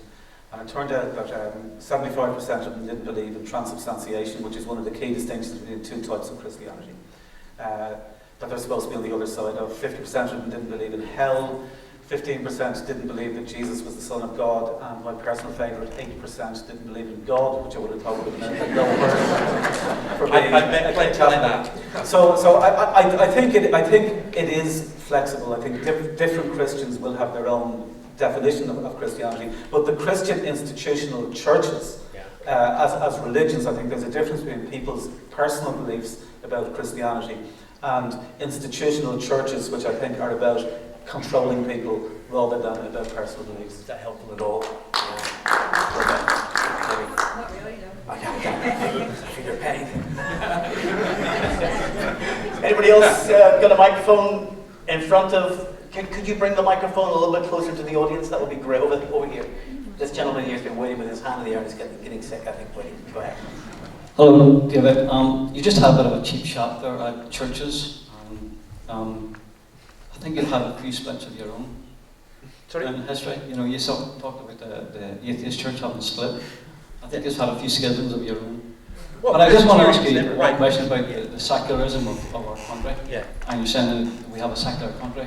Yeah. Well, I just want to ask you this question. If the leaders of my country believe in talking snakes, and dead men can get up and walk, and a ghost can get a woman pregnant, that doesn't sound very secular to me. Do you not think I have the right to question their powers of reason and their ability to lead the country? Wow. Okay.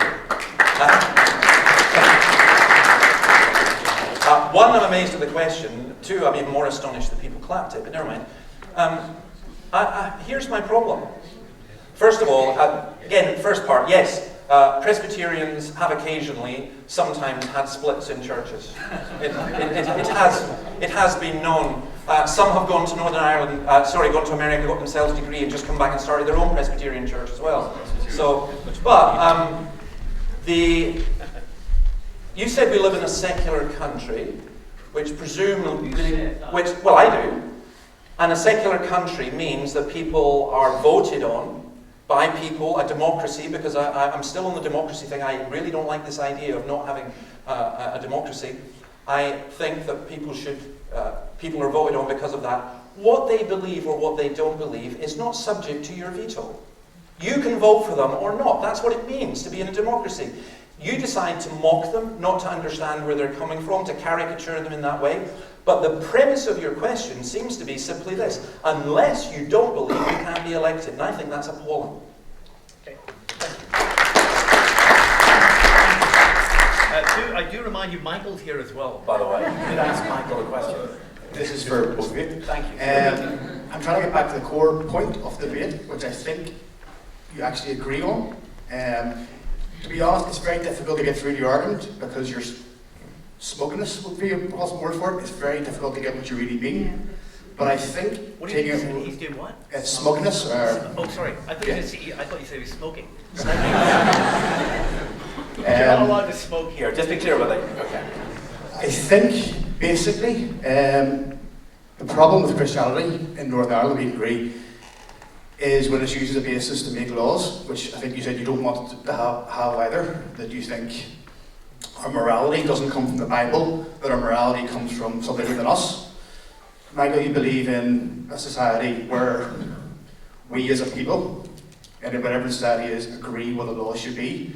So whether that comes from our innate humanness or our God part inside of us, I think we can agree that Christianity as a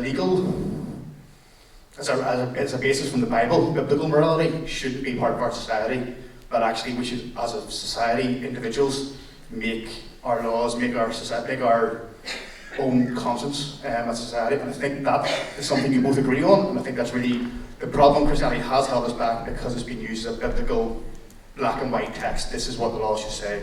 Homosexuality is an abomination, therefore it should be against the law. Type society in the past, and that's where it's held our society back.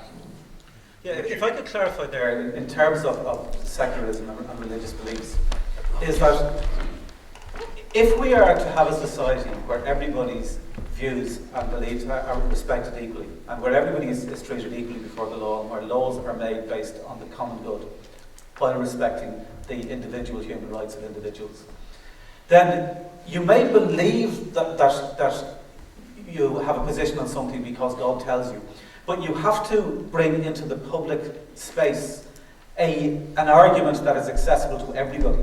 So you have to, whatever you may think that God is telling you, in order to convince other people within a democracy, you have to put forward arguments that are based on the world that we live in, because that's the world that we all share in our democracy. Okay, I actually basically agree with that. For example, my arguments against same-sex marriage were, I never once in a debate on same-sex marriage said I'm against it. You're against it? No, wait a minute. You didn't say that. No, I never said I was against it. You said it didn't exist. No, I never said I was against it or whatever because the Bible said or this or that. I argued from what I would call common law / common sense. Because incidentally, 20 years ago, nobody was for same-sex marriage, and all of a sudden, suddenly it's a natural human thing and everyone knows it, which makes me very suspicious when that happens. But you did say something, you said two things. One, I've noticed this happens a lot with what I would call, not all atheists, and I'm not going to put Michael in this category because having spoken to him, I don't think he fits, and it's not fair to lump a whole group. But I have come across people who are what I would call fundamentalist atheists, who, whatever happens, whenever you contradict them, or whenever you argue against them, they call you names. Now, I'm sorry if it comes across as smug, just disagreeing with atheism, but that's where I am. I can't do anything other. And the second thing I would say about your actual presupposition, I'm glad that Michael doesn't want to eradicate, because the motion I think is a bit unfair, because the motion does suggest removing Christianity from Northern Ireland. And I'm glad he doesn't want that. Northern Ireland, Christianity is holding Northern Ireland back. But I didn't say that I wouldn't want the laws to be based upon Christian principles. I believe in a secularism that is a Christian secularism. And I actually think that although people, you see, but it's not atheist secularism either. Wait a minute. But I find it very interesting that although you accuse me of being smug, my atheist brothers and sisters here, they laugh at the very even concept. And yet, if you do any serious research and look into it, and I am a historian, you will find that the only versions of secularism where you get the liberty, equality, and democracy have been coming from a Christian background. And I'm saying you throw that out, you're going to end up with a very, very different secularism, and that's where we're heading. And smugly you sit there and smile and laugh and sneer as though it was obvious we're heading for utopia once we chuck out Christianity. I'm saying we're not. I'm saying we're heading for hell if we do that. Just very briefly. Just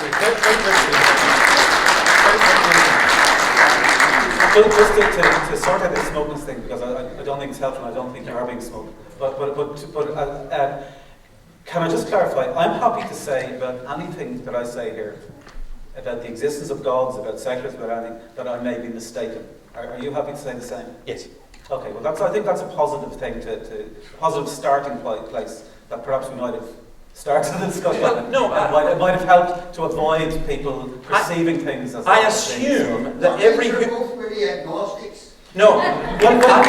Yes, that is the case, because you can be atheist and agnostic. Atheism is about what you believe. It's about, do you believe there's a God, do you not believe in a God? Agnosticism is claiming that you can know something. You can be a strongly atheist, and I strongly believe that there's no God, and therefore I'm an atheist. I also don't claim to be able to know that there's no God, so I'm also an agnostic. They're not mutually exclusive. And can I also say that I find Michael to be more honest than many people who call themselves secularists or humanists, when in reality, I mean, it's interesting, we don't have atheist Scotland. I'm wondering if we have atheist England. But atheist Ireland, that's a very interesting concept. And I find... Actually, there's atheism in the UK. I find your position actually to be, actually quite honest. And the reason that when you say about not knowing, believe you me, as a Christian, because I realize my mind is limited, and because I realize the weakness of human nature, of course, there are many, many things that we don't know. Okay. And I have been wrong in things before. I did think Scotland were going to win the World Cup. All right. A very, very brief answer for both of you. Given that you both accepted that you think you could be wrong, how would you know if you're wrong? Well, a good start if there was a God that was all-powerful, all-good, all-knowing, would be maybe get rid of evil in the world, maybe tell everybody the same thing instead of telling different things to different people at different times. A couple of other things, but they'd be good starts. So a perfect world where everybody believes the same thing would be an argument for God's existence for you? No, what I said is if there was a God who was all-powerful, all-knowing, all-good, first of all, they would be able to create a world without unnecessary suffering. They would be able to create a world without tsunamis, without earthquakes, without mass murders and genocides. Shouldn't be too tricky to be able to do that. He's supposed to be able to do it in heaven, why can't he do it on earth? And then the second thing is that if this God has created a universe of 100 billion galaxies, each of which contains 100 billion stars like our sun, all for the benefit of human beings on planet Earth, which seems a bit unlikely, you'd think the least that he'd be able to do is give the same message to each of us, rather than telling this group to kill that group and that group to kill this group. Okay, before I come to David, let me rephrase the question. How in this world would you know that you're wrong?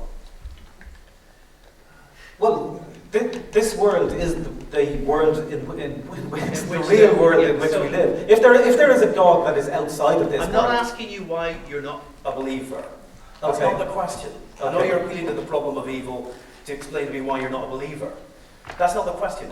How would you know you're wrong is the question. In this world, which isn't a perfect world, how would you know you're wrong?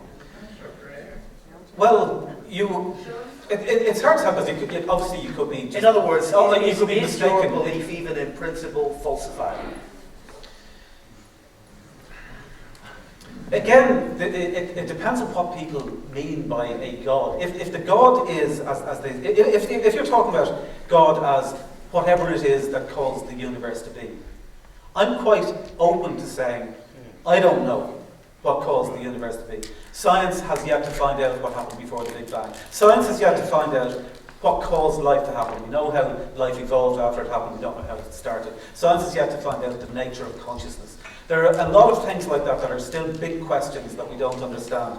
And it may be the case that we're not going to be capable of understanding. We may have to evolve into something else before we understand. And when we reach that stage... I guess what I think, Michael, is you didn't give us the right answer to the first question. You don't think you can be wrong. Because your position cannot even in principle be falsifiable. And you can't imagine circumstances in which it could be. So the right answer to the question was, no, I couldn't be wrong. No, I don't. You're right that I don't know how it could be falsifiable. Yeah. But if somebody can come up with an explanation as to how it could be falsifiable that I'm not aware of, then I can examine it on the basis Same of that. question to you. Yeah, sure. We need to have another conversation about that second part because I think there are plenty of reasons why that could be. And by the way, let me just say simply that God didn't create the billions of stars just for the sake of mankind. He created it for his own glory. They declare his glory, not ours. So how could I be? Yes, is my position wrong? Yes, very simply. If you could bring me the bones of Jesus, my faith's done. Also in the next world, if I die and it turns out it's all wrong, it will be completely wrong. And I'll give you one other one. David, there are churches all over Europe who claim to have part of the body of Jesus in relics. Yeah, absolutely. Okay. And I think there's something like 300 complete crosses of Jesus that are found all over the place. And if you want to go back to there's your bone. They're not the bones of Jesus. Ah, right. I said, bring me the bones of Jesus. So you can use the DNA or whatever. Even when people in churches present you with what they think are bones, you say they're not bones. I'm sorry. When Is your position? No. That is very unfair because here's the problem. My wife, for example, works in mental health. When I go in and visit a psychiatric unit and someone comes up and says, "Hi, I'm Moses," or "I'm the devil," or "I'm Jesus," or "I'm Mary," I'm not going to say, "Oh, well, I have to accept it." When someone brings me the bones, I know they're not the bones of Jesus. If you could bring me the bones of Jesus, not what someone... Well, let's say you could do DNA tests, or you could have some way of... We know what his DNA looks like. And let me give you another one. How would you know in principle that you have the bones of Jesus? No. You cannot possibly know when you have the bones of Jesus. Well, actually, let's... you asked for an example. So your position's non-falsifiable as well? No, you asked for an example. I'll give you another example. In the context of this debate, That's in the DNA test. in the context of this debate, if you could show me any society ever, or if there was a society to come in my lifetime, in which human beings completely rejected God and yet lived the nirvana, then I'd say, okay, I got it wrong. Because there are certain things that are taught that I believe to be axiomatic to the truth of the Bible. One of them being that all human beings are sinful and we're always going to screw up. And I don't believe that a secular nirvana or a religious nirvana will happen on this earth. So and if that would happen, it would disprove my whole faith. If I could show you a perfect world, that would prove if you could show me a basically perfect society, right, that's a pretty high bar for epistemology, isn't it? Yes, it is a high bar. Okay, Yeah. all right. Okay, it's let's also go interesting to that two a more perfect questions. society We'll will go from one side. Tim, you have a question, and then gentleman over there. Yeah, oh, I'm so sorry. Oh, before we do that, I did promise you the next question. Yeah. Waving away here. All right. Hi, I'm Chris. Hi, Chris. First off, you mentioned straw man a couple of times, and then throughout the entire debate, you've been criticizing atheism when the discussion is on secularism. But you knocked that straw man out of the park. Like, well done. The second part, sort of the main issue. In Northern Ireland, our problem comes when our legislators govern based on disputed facts. Being sort of sensitive on that one. You believe something. You believe that the former Pope is wrong in what he said about Mary. You believe that churches across Europe who say they've got Jesus' bones are wrong. So, as someone said, there's a billion different versions of Christianity. Maybe not a billion, but your version is right and others are wrong. And our legislators believe the same. What I believe, and I think possibly a lot of secularists might like, is when you're governing, it's fine to have a faith. There's a famous phrase, and you've probably both heard it, which is, religion is like a penis. It's fine to have one, but if you shove it in people's throats, you're going to have a problem. I want my legislators to govern how best they see fit. I'd like them to justify that decision, preferably without reference to something that is intangible, mentioning Jesus, the Bible, metaphors, which we'll not get into that. If you can justify why you're changing the law in a health department, which in Northern Ireland is dreadful. Get your question, please. Okay, yeah, nice. My question is, do you think legislators who have faiths should be able to justify their decisions based upon non-faith reasons? Well, thank you. And again, you see... Sorry for waffling. You know, it's okay. I'm a preacher. I'm used to waffling, so don't worry.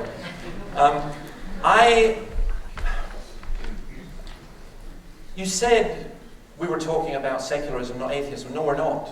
We're talking about whether Christianity is holding back Northern Ireland. That's what we're talking about. Which isn't and you said there was a very interesting thing, because, for example, I mentioned Christian secularism and people just laughed. Because obviously secularism means something different for them. It's because it's an oxymoron. But, no, well, I don't think it is an oxymoron, but never mind. Because I think secularism is purely about separation of church and state. The unfortunate thing about secularism, and there's many different versions of it, as there are different versions of Christianity.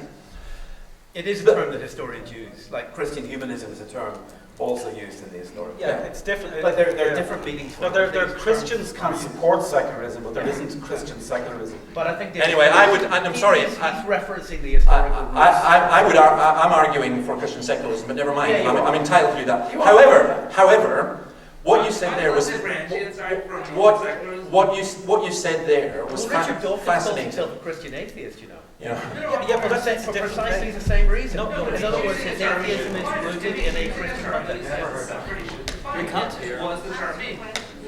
Can I, sorry, I was asked if I'm using the term, I should define it. What's the difference between atheist secularism or Christian secularism or secular secularism or whatever? One of the answers is simply this. As a Christian secularist, I don't have faith, the faith that you seem to have in human reason and the ability to work everything out in the way that you do. Now, you just described something there which was fascinating, because you said you want your legislators to be able to come up with facts and reasons and so on, and they'll do it in terms of information. I'm sorry, but I'm a historian and I studied politics as well, and that's fantasy land. That is absolute, total fantasy land. Politicians vote according to their electorate. They vote according to opinion polls. They have, and I'm not saying this to bring up the same-sex marriage thing again, but I found this when I debated with politicians many, many times. almost none of them had thought through the actual issues. They were voting on the basis of faith, emotion, opinion polls, what they thought their constituents would or wouldn't want, what the press would do, and how much hate mail they got. Very brief, Michael. Two more final questions. Two more. I think historically you can talk about what some people might call a Christian secularism, which is the secularism that evolved from the battles between Catholics and Protestants post-Reformation. And they eventually figured out that rather than continually killing each other, that it would be more appropriate to try and come up with something that enabled both Catholics and Protestants to coexist within a society. But that is different, and but I wouldn't call that Christian secularism. I would call it secularism that has evolved from Christian societies. We now have a different type of secularism, which is based on recognising the equality and inherent dignity of every individual, regardless of their religious or non-religious belief, and that is based on human rights principles, equality before the law, freedom from discrimination, freedom of conscience, religion and belief. Thank you. Penultimate question. I just want to say a statement. You want to make a statement? Yeah. Oh, well, let's let you make it. Can we get through that microphone over there? Okay, Tim, I know you're a vicar. Would you mind if this lady had your question?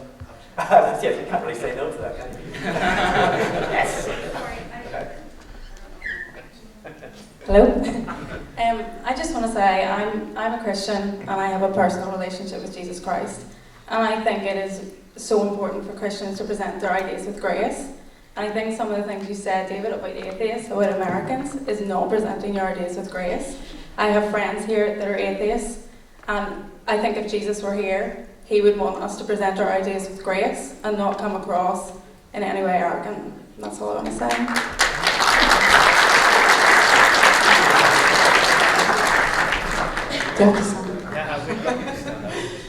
Hello. I suppose it's to both of you. It's kind of again, the gentleman with the hat over there, it's a kind of a different spin on what he was asking. Belfast Barman on Twitter. Yeah. Oh, sorry, Belfast Barman. Sorry, did I out you? Sorry. So it's to you both. I know of an idea of where you might go with this. Back to Northern Ireland. It's just that in a democratically elected society, where where the politicians are representing the views of the entirety of Northern Ireland, do you think that it's acceptable that those politicians can decline to vote on issues that are important to its voters? That's to both of you. Do you have something in mind? Just so it would probably be easier for you. Yeah, same-sex marriage would be. Oh, we're back to same-sex. Yeah, we're back to same-sex. But that's just an example. I really am not focusing on that. I'm just saying I'm thinking of Northern Ireland politics now, and in the future you're talking about the effect of Christianity on Northern Ireland society. So I'm saying you can't have a different rule just for same-sex marriage. So the questions for any kind of vote like that: do you think you should be able to abstain from voting? Now, I'm not saying you can't say yes or no. You should be able to abstain from voting in a democratically elected society, based on, I suppose, in this case, Christian beliefs or any beliefs. Yeah. No, well, obviously they're entitled to abstain, but I think that they should only abstain on genuine reasons if they don't know what the right thing to do is. But this kind of tactical backing out of voting, it's unfortunately based on the compromises that were necessary to move away from decades of terrorism, which ended up with a kind of strange version of democracy, which institutionalizes sectarianism by forcing people to choose particular identities that may sound politically but are actual identifiers for religion as well. And I think we need to move, however it happens, we need to move beyond what will hopefully be a transitionary phase of this strange democracy that Northern Ireland has at the moment. And I'm confident that it is happening. I used to come up here when we were involved in campaigns against the IRA and the loyalist paramilitaries years ago. Northern Ireland was a much more sectarian state. It really was in terms of just the people. Now the politicians still haven't caught up, but the people. When I come up to Northern Ireland now, it's so different in terms of particularly young people and people who want to move away from that. So I'm actually quite confident that we will get there, but it will require more institutional change to get away from what I hope is a transitionary, Belfast Agreement style government and towards a more reasonable democracy. David, do you want to say something on this? Yeah. Basically, I agree with Michael completely on that. I don't understand how if you've been elected as a politician and you have views on something, that you don't vote according to that, no matter the stick or what politics of it or whatever. And in particular, if you feel that in those views you want to represent your constituents, or you may feel there's a particular thing you want to represent, a particular point of view, you should only abstain if you genuinely don't know. To abstain in order to avoid hassle or trouble or whatever is sheer cowardice. And I don't know who you're referring to, whatever, but for me, that, I mean, I'm not. What it is that they're using political mechanisms that were put in place for one reason, for a different reason. Well, I'm sorry. Maybe this is just, maybe I'm too much of an idealist in this sense, but stuff political mechanisms. You should vote according to what you think is right, and you should have the guts to stand up for your convictions.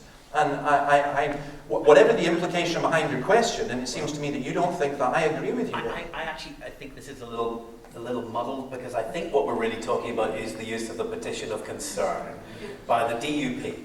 So let me just explain this for you, David. Okay. The Assembly... You want me to criticise the DUP? No, okay. I want you to understand the context, okay. Which was that the Assembly had a vote, and by majority they voted in favour of same-sex marriage. Yeah.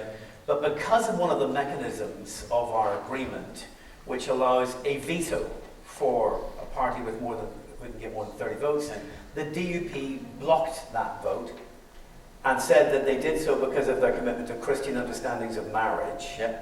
So they have blocked a majority vote of the Assembly on the basis of a Christian commitment. Is that legitimate in a democracy? Well, first of all, where's the abstaining bit come in? I don't understand. Well, I think that's probably what you were getting at. So part of the abstaining. Okay. It's not an abstention, it's a veto. Well, first of all, if that's the system as it was set up, then obviously they're entitled to do that.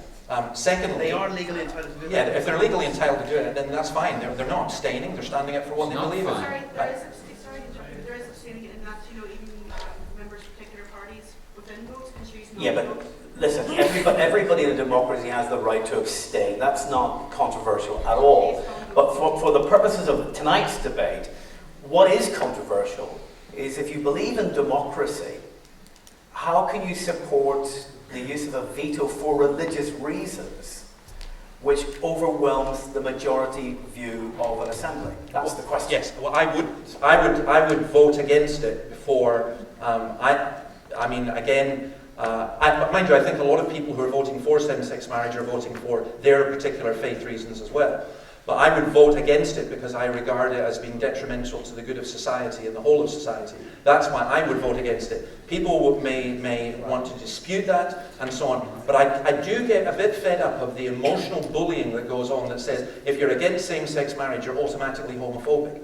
I think that's very, very, very unfair. I've got very good reasons why I would vote against it, and I do think that we're going to reap the consequences of this, and I think the kind of mob rule that's going on in this is really quite disturbing. That's anti-democratic as well. In a democratic society, people should be able to express their opinions without being called names and abused.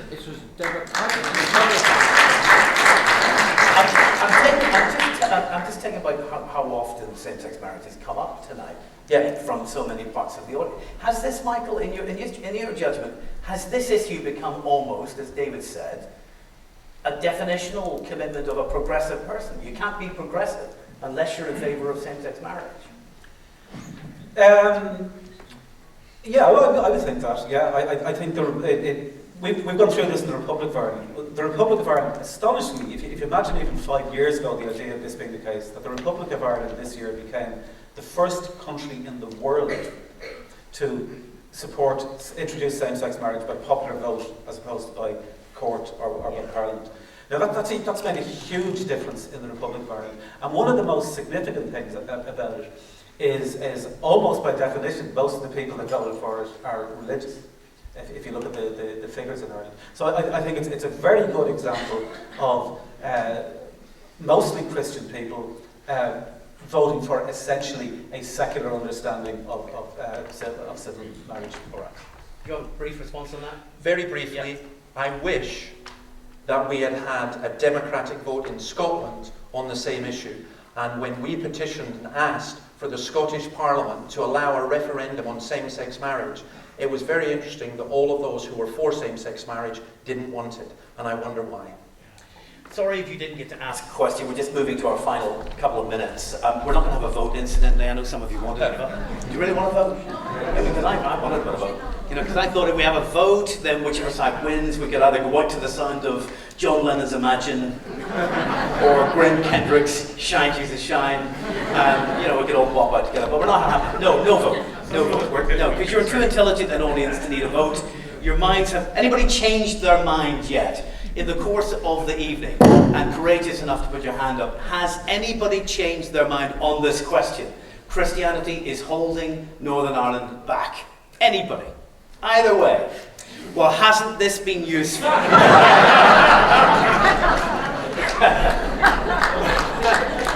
Welcome to Northern Ireland.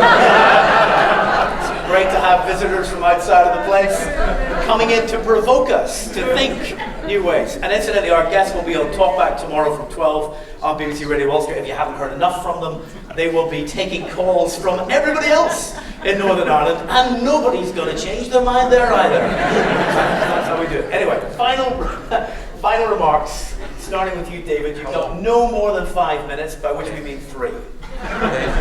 David. Well, it's interesting, because I do think, you know, the question that was asked about what would make you change your mind. From a Christian perspective, we have the Holy Spirit, and I've seen many people who are atheists and fundamentalist atheists who've actually changed, and that's what I pray and hope would happen. I'm sorry about the graceless thing. That's a matter of perception. For me, when people abuse and mock Jesus Christ, who I love and who I serve, then I believe it's right to defend that. I think it's right to be robust in arguments. And I'm afraid one of the things that bothers me about Northern Ireland is you're becoming too much like the southeast of England, where people take offence far too quickly. And I'm sorry if that comes across as, you know, anything we say, anything that Michael says, you know, anyone can find and take offence at. And I find that really rather sad. As I say, this whole issue, religion corrupts our sense of morality, and religion corrupts our sense of reality. I think Michael's position is an extraordinarily faith position. I think it's based upon the view that human beings are basically good, that there are fundamental basic human rights which are there inherently. And what disturbed me greatly about what he said, and this really genuinely has disturbed me, that democracy should be subject to these basic human rights. Who determines what those basic human rights are? And that's one of the concerns that I have, where people are just suddenly this is a basic human right, and we're saying that it is. Now, it evolves and it changes. Well, what else is going to change? I don't think same-sex marriage is mentioned because it's the shibboleth issue. But I think there are other things that are there as well.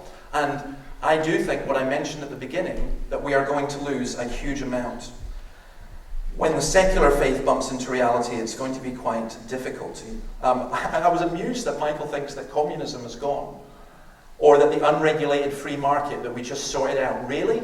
Really? You see what's happening in our country? You think that that's going to happen? You think Islam is just going to go away? Is this the Jeremy Corbyn style? Let's just sit down and all be nice and everyone will see? Let me tell you this, that when this has been going on since the 19th century, when people who think that they are part of the Enlightenment don't get their way, sometimes they can become as intolerant as other human beings, because all of us as human beings are screwed up. Prayer does not work. Maybe I want to finish with this. 4 years ago, today, I was in hospital in a coma.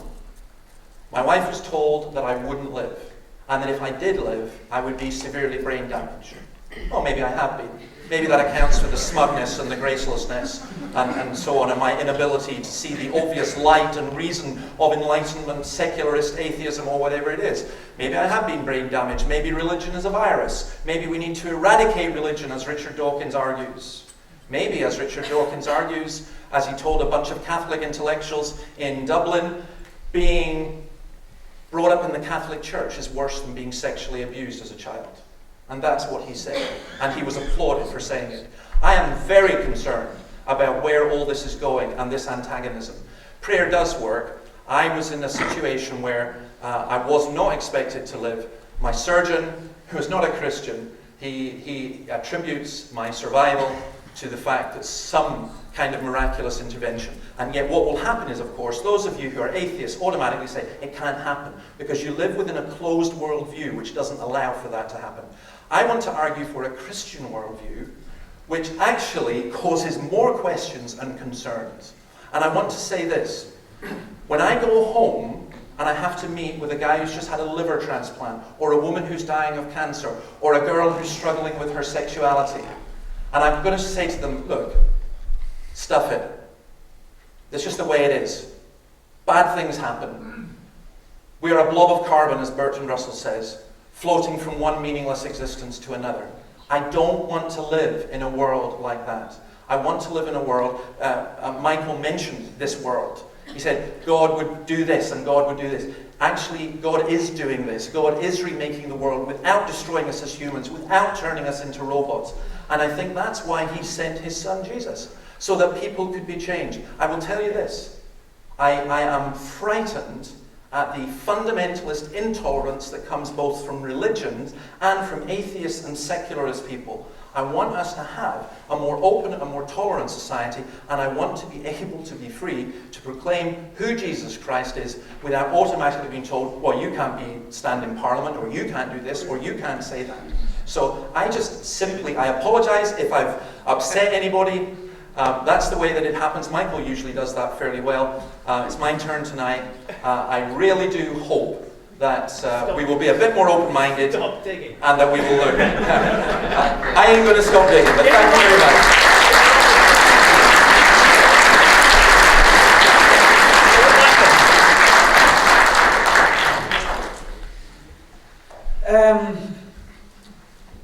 Your comment there about how another caricaturized version of how atheists would deal with dying and with cancer. Sorry, I didn't mention how atheists would deal with dying. No, you referred to cancer. Yes, I didn't mention atheists. Yes, you did mention atheists. No, I mentioned how I would. No, then you went on to a caricature version of how atheists deal in terms of saying, oh, there's nothing you can do, etc., etc. My wife died of cancer a few years ago. And the period between being diagnosed and the time that Anne died was actually one of the best year and a halves of our life. Because we fully appreciate, and again, coming from an atheistic perspective where we're not depending on seeing each other again in an afterlife, that year and a half was so much more precious than the 25 years that we'd had together up to then.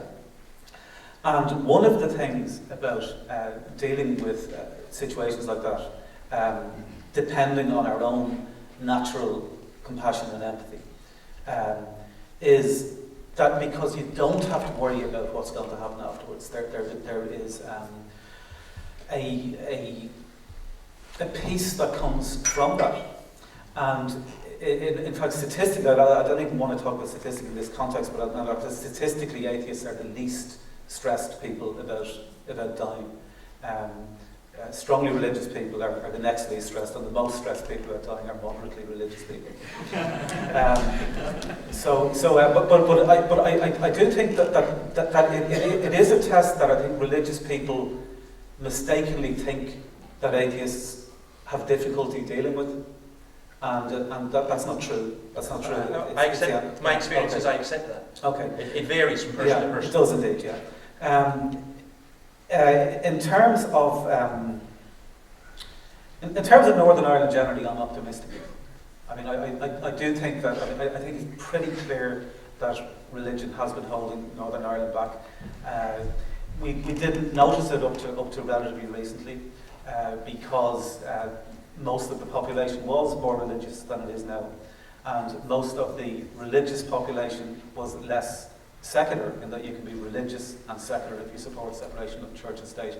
I think the population has moved on, and to the extent that Christianity is holding Northern Ireland back, it's holding back what the people of Northern Ireland increasingly want, which is a society based on empathy, compassion, democracy, respect for individuals, not majoritarian rule, and a society where decisions are made based on a rationally investigating the currently best available evidence about whatever it is that you're deciding, and then coming to a democratic conclusion.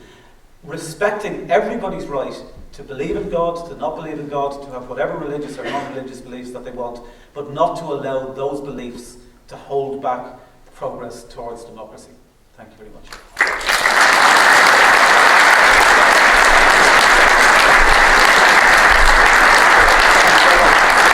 Thanks to David Robertson, thanks to Michael Nugent, and thanks to you for coming tonight. I think some of this might end up on the Slugger O'Toole website or on YouTube or in other places, so you can look at it again. You can listen to a very focused Northern Ireland approach to these issues tomorrow on Talkback after 12. We'll be drilling into the Northern Ireland implications of this question. David will be around later at the back to sign copies of his book if you'd like to chat with them. I'm going to be at the bar with Michael. Oh my God. He is paying. He is paying. Tim. Father Tim, Vicar Tim, Minister Tim, he is here. Well, you've just been saying thank you very much to Michael and to David. I think we also want to say thank you to William as well. So should we just express our appreciation?